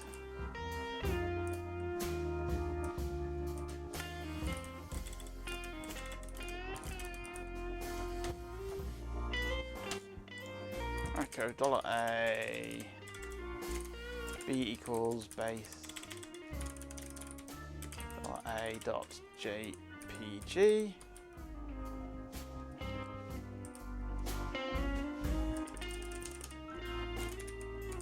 Let's actually include the magic command, shall we?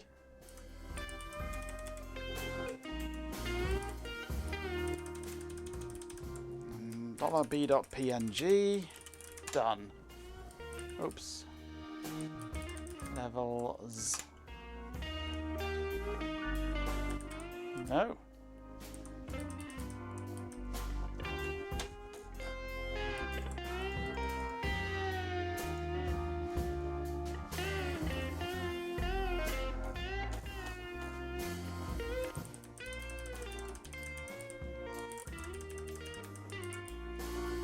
Oh, hang on, I forgot the $A in there, didn't I? That's why. Idiot!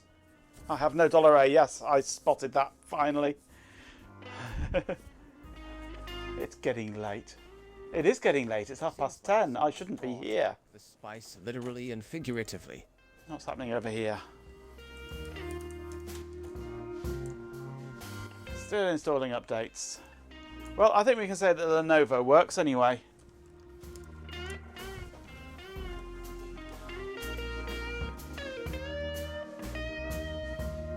Desktop. These are processing away.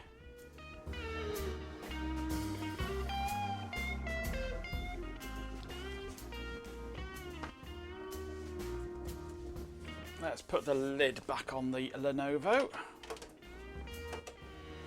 It's quite a nice little unit actually, this. Not bad at all.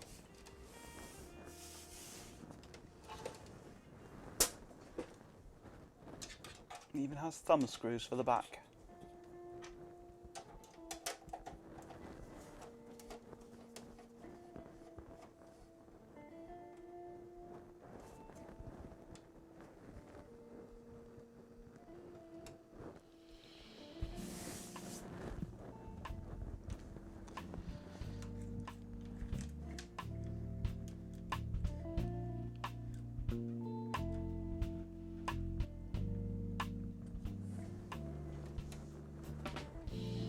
see what this batch comes out as.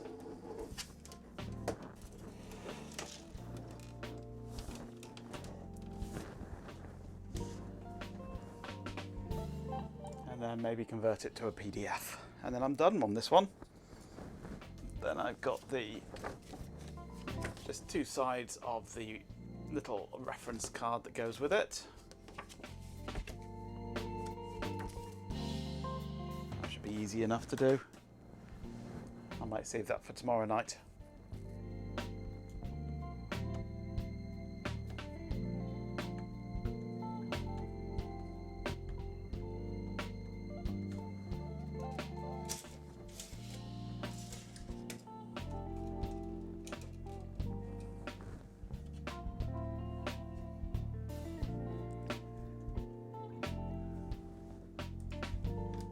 Is this only using a single core?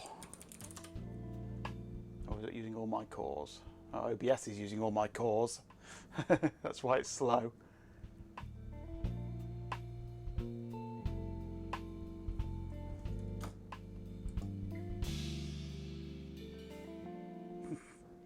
Turn myself off and suddenly things go faster. But yeah, it's only using one core, isn't it? I could do with multi-processing those. My background removal uses so much CPU power. I wish I could get that working with the GPU, but it just won't.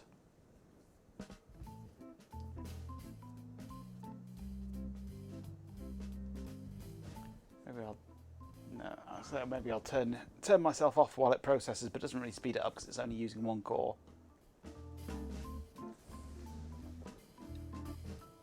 Yeah, but it's not far off now. Personally, I'd like to make a make file for it. Write a little one-liner script that generates a make file, then run make.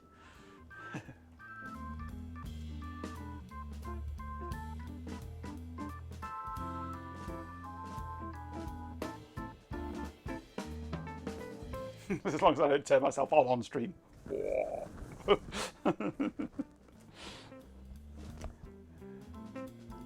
That would be creepy.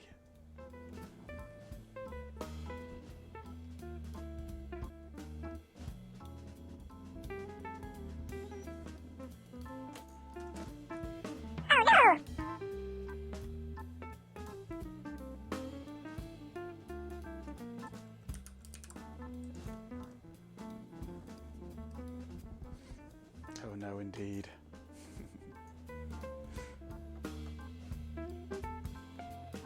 $38, what was it, 50 odd, 54 or something?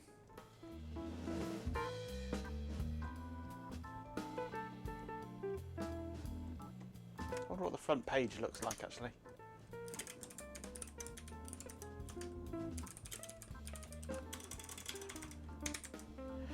This is white capture 0000 PNG. Yeah, not bad considering how it looked originally.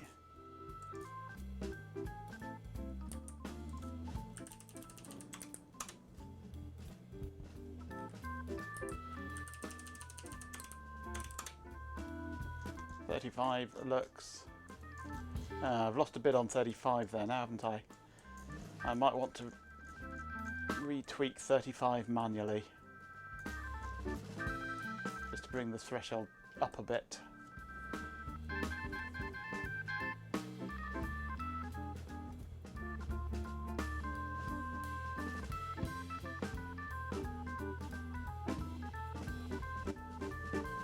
Yeah, that's why I have a script to make the make file that has each individual file in it.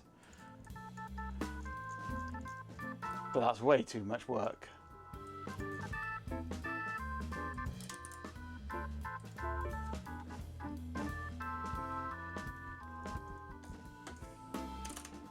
$52, 49 of 52.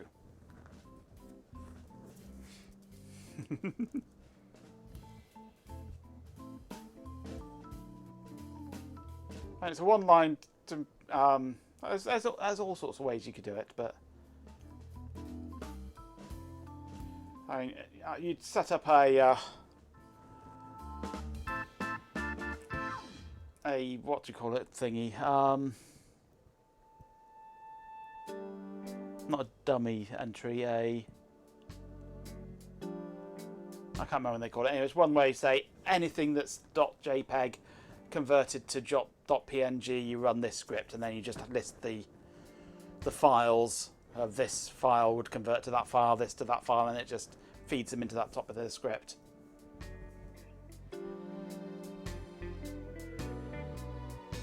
Then if one of the files gets updated, it only has to update that one file.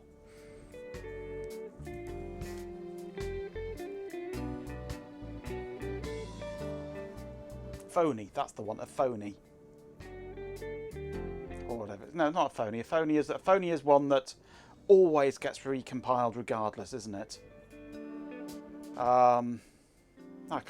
It's a wild card pattern match thing anyway, yeah.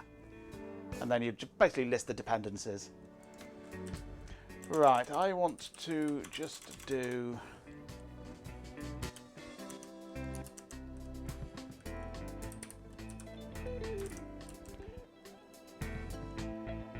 a slight tweak of...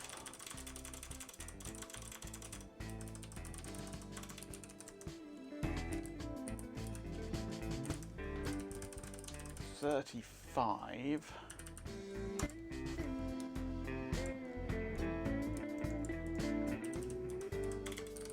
Upping this to 90.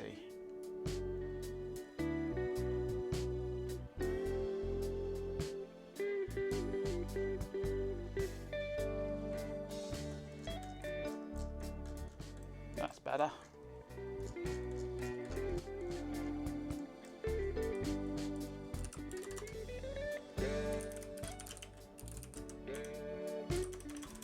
Right, so I'll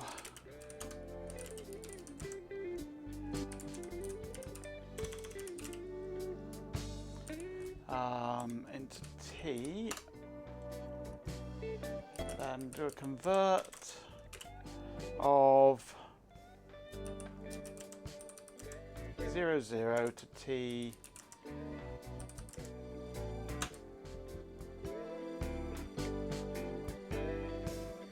create as a PNG, so it's just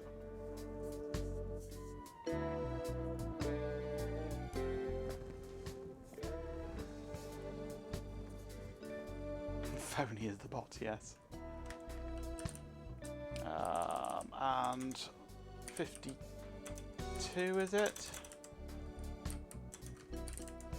Yeah, 52 is the back cover. Need to replace those ones.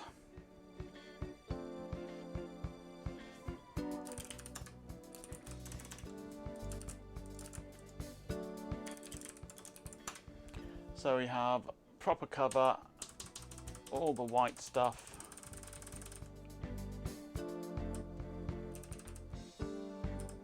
And proper cover. So magic star.png density 300. I think I don't need density 300, do I? PWD MCV11D.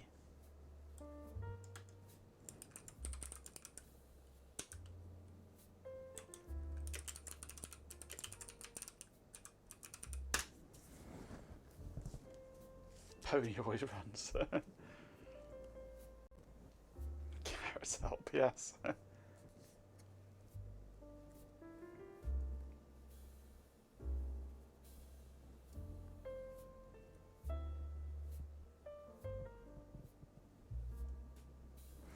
Okay.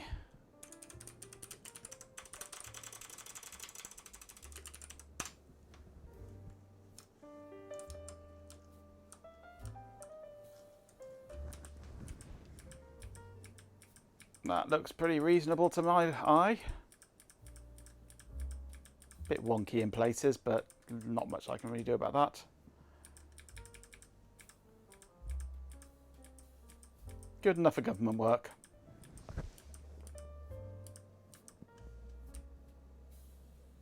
Break it down.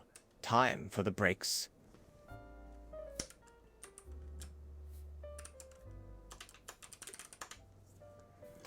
And that is 28 megabytes, that.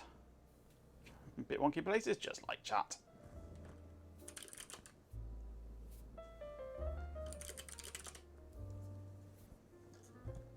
.28 meg, bit big perhaps. If I then go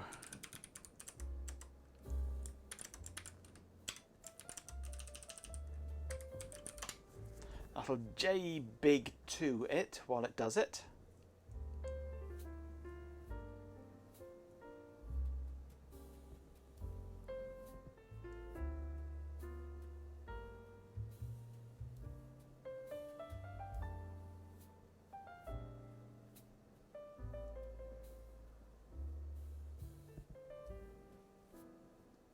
And eventually, Glad you stayed for me to rant through it.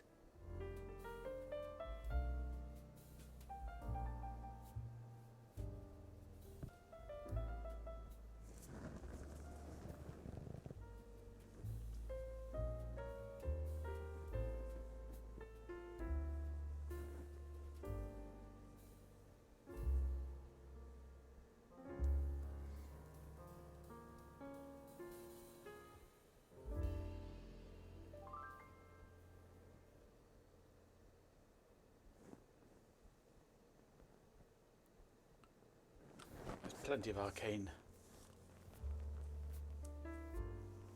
things that you can do with it.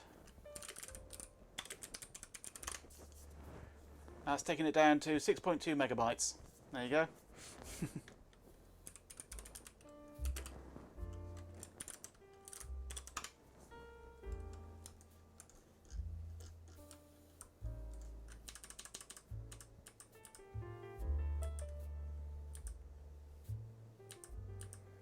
Yeah, OCR My PDF does the job. It recompresses all the images as it goes into JBig 2 tiny images and OCRs it.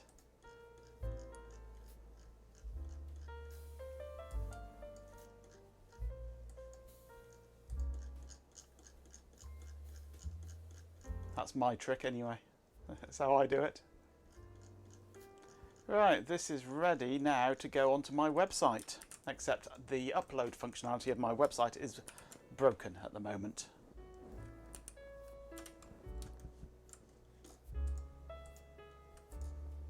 But the rest of the website is looking really nice. I have no ability to upload at the moment.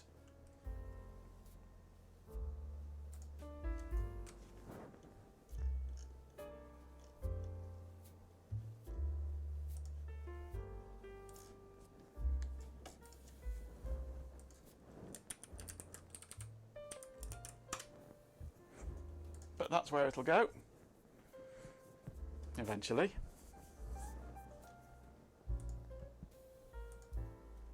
But I can import from spidered things really easily now, and it does most of the work for me, which is nice. Oh, this is a horrible one to try and import. I'm not going to do that now. Let's find something interesting. Oh, it's all diagnostic stuff at the moment, isn't it? Fortran. Let's reprocess that one.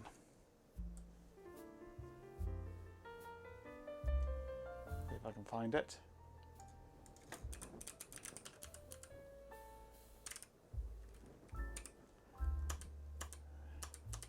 No, I've lost it now. I can't. Anyway, this is where I import stuff normally, where it's spidered it. These are ones that I've got so now, so I can batch download, batch process, and then just import them. So it works a lot faster. But I've still got a mere 125,000 PDFs to work through. Yeah, I might need help. Batch the batches, yeah. I've only spidered 1 million web pages.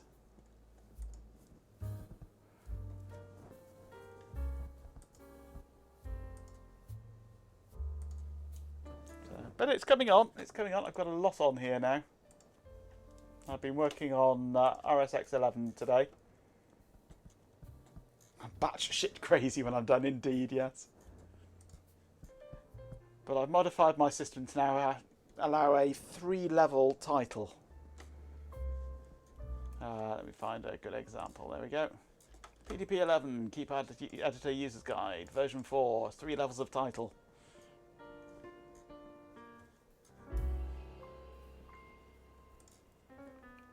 Which then shows up as bold, normal, smaller. Which is nice. This makes for a nicer display. Entitled documents, yeah. But it's all coming together nicely. How did I get all of this documentation? Most of it is from either BitSavers or Vaxhaven. I'm combining the two sites plus others together. But I've written a spider which wanders around the internet looking for PDF files.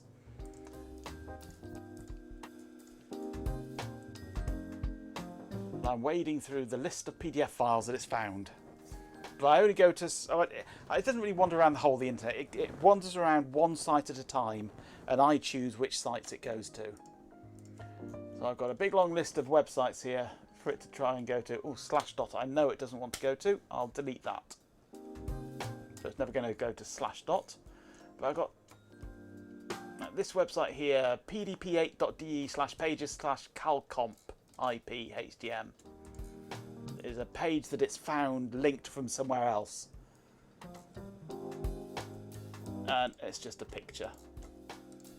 Not interesting. I shall...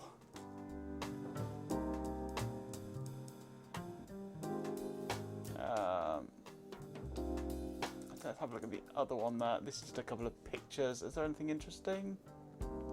PDP8M. No, this is just pictures. I'm not interested in that website, so I shall... nuke that website. Gone. We don't go to /dot. Tis a silly place. Well, there won't be any documentation there, so...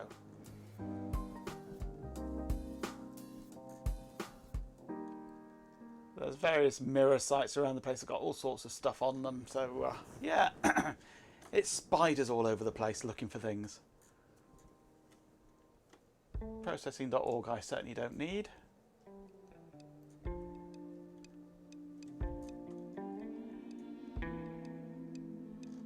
So yeah, it's a big job.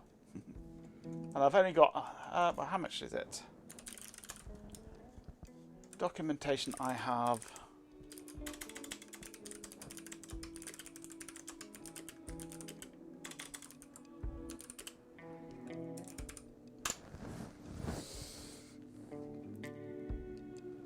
I've got only a small amount. 235 gigabytes we're up to at the moment. And I've got terabytes of stuff to work through.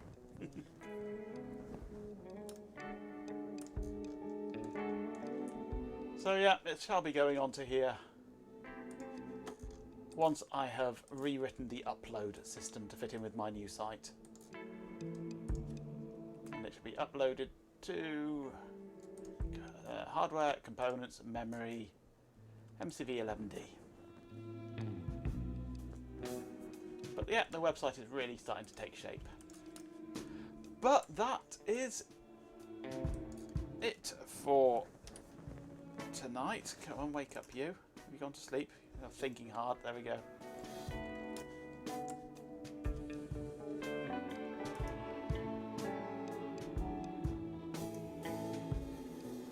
It's installing something.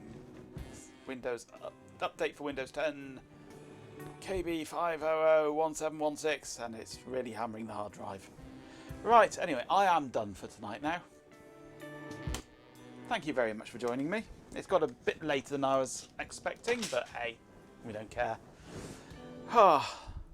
Thank you very much for joining me. It's been a fun evening. This bit of archiving, bit of archaeology, bit of chair breaking. Right.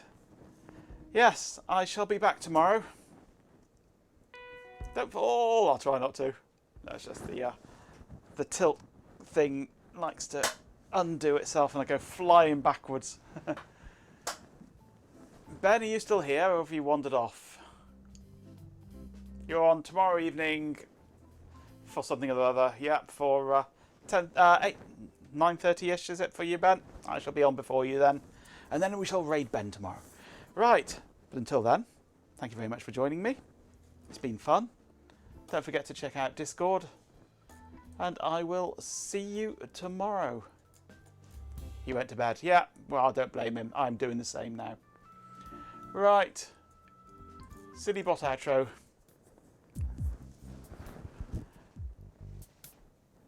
Hey, switch gear. Good to see you lurking there. Yes, you're welcome. I shall see you tomorrow evening, 7 PM GMT, or 7 PM BST, sorry. Not into GMT yet. So, yeah. Get back to work, you slacker. Thanks for hanging out tonight, folks. Huge shout out to Prairie Dabbing, our beloved pet Canadian princess Fuzzy But Majenko Tech Jeepin to Hint 47 RF Programmer Moke. The line must be drawn here. 5 Hint 25 Sleepy Developer Rem Dog Cap Mapping Stan Hoot Chloe Raccoon and all our regular chat buddies. And a big one for everyone at Stream Elements. Big hugs to those with extra energy this week. Thank you for everything.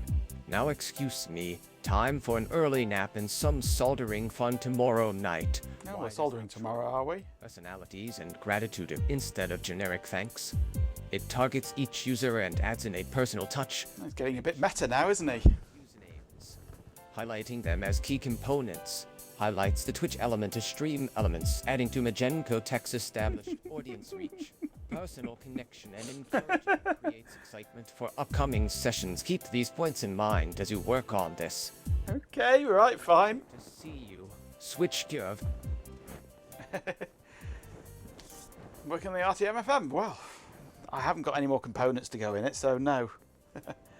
Maybe I'll get the hacksaw out and chop the side off. Anyway, I will see you all tomorrow. Thank you very, very much for joining me. Thanks for throwing the bits around earlier, and have a good night. Like, you're the bot's full of shite tonight. Oh my. He certainly is. Sleep well. I'll see you tomorrow.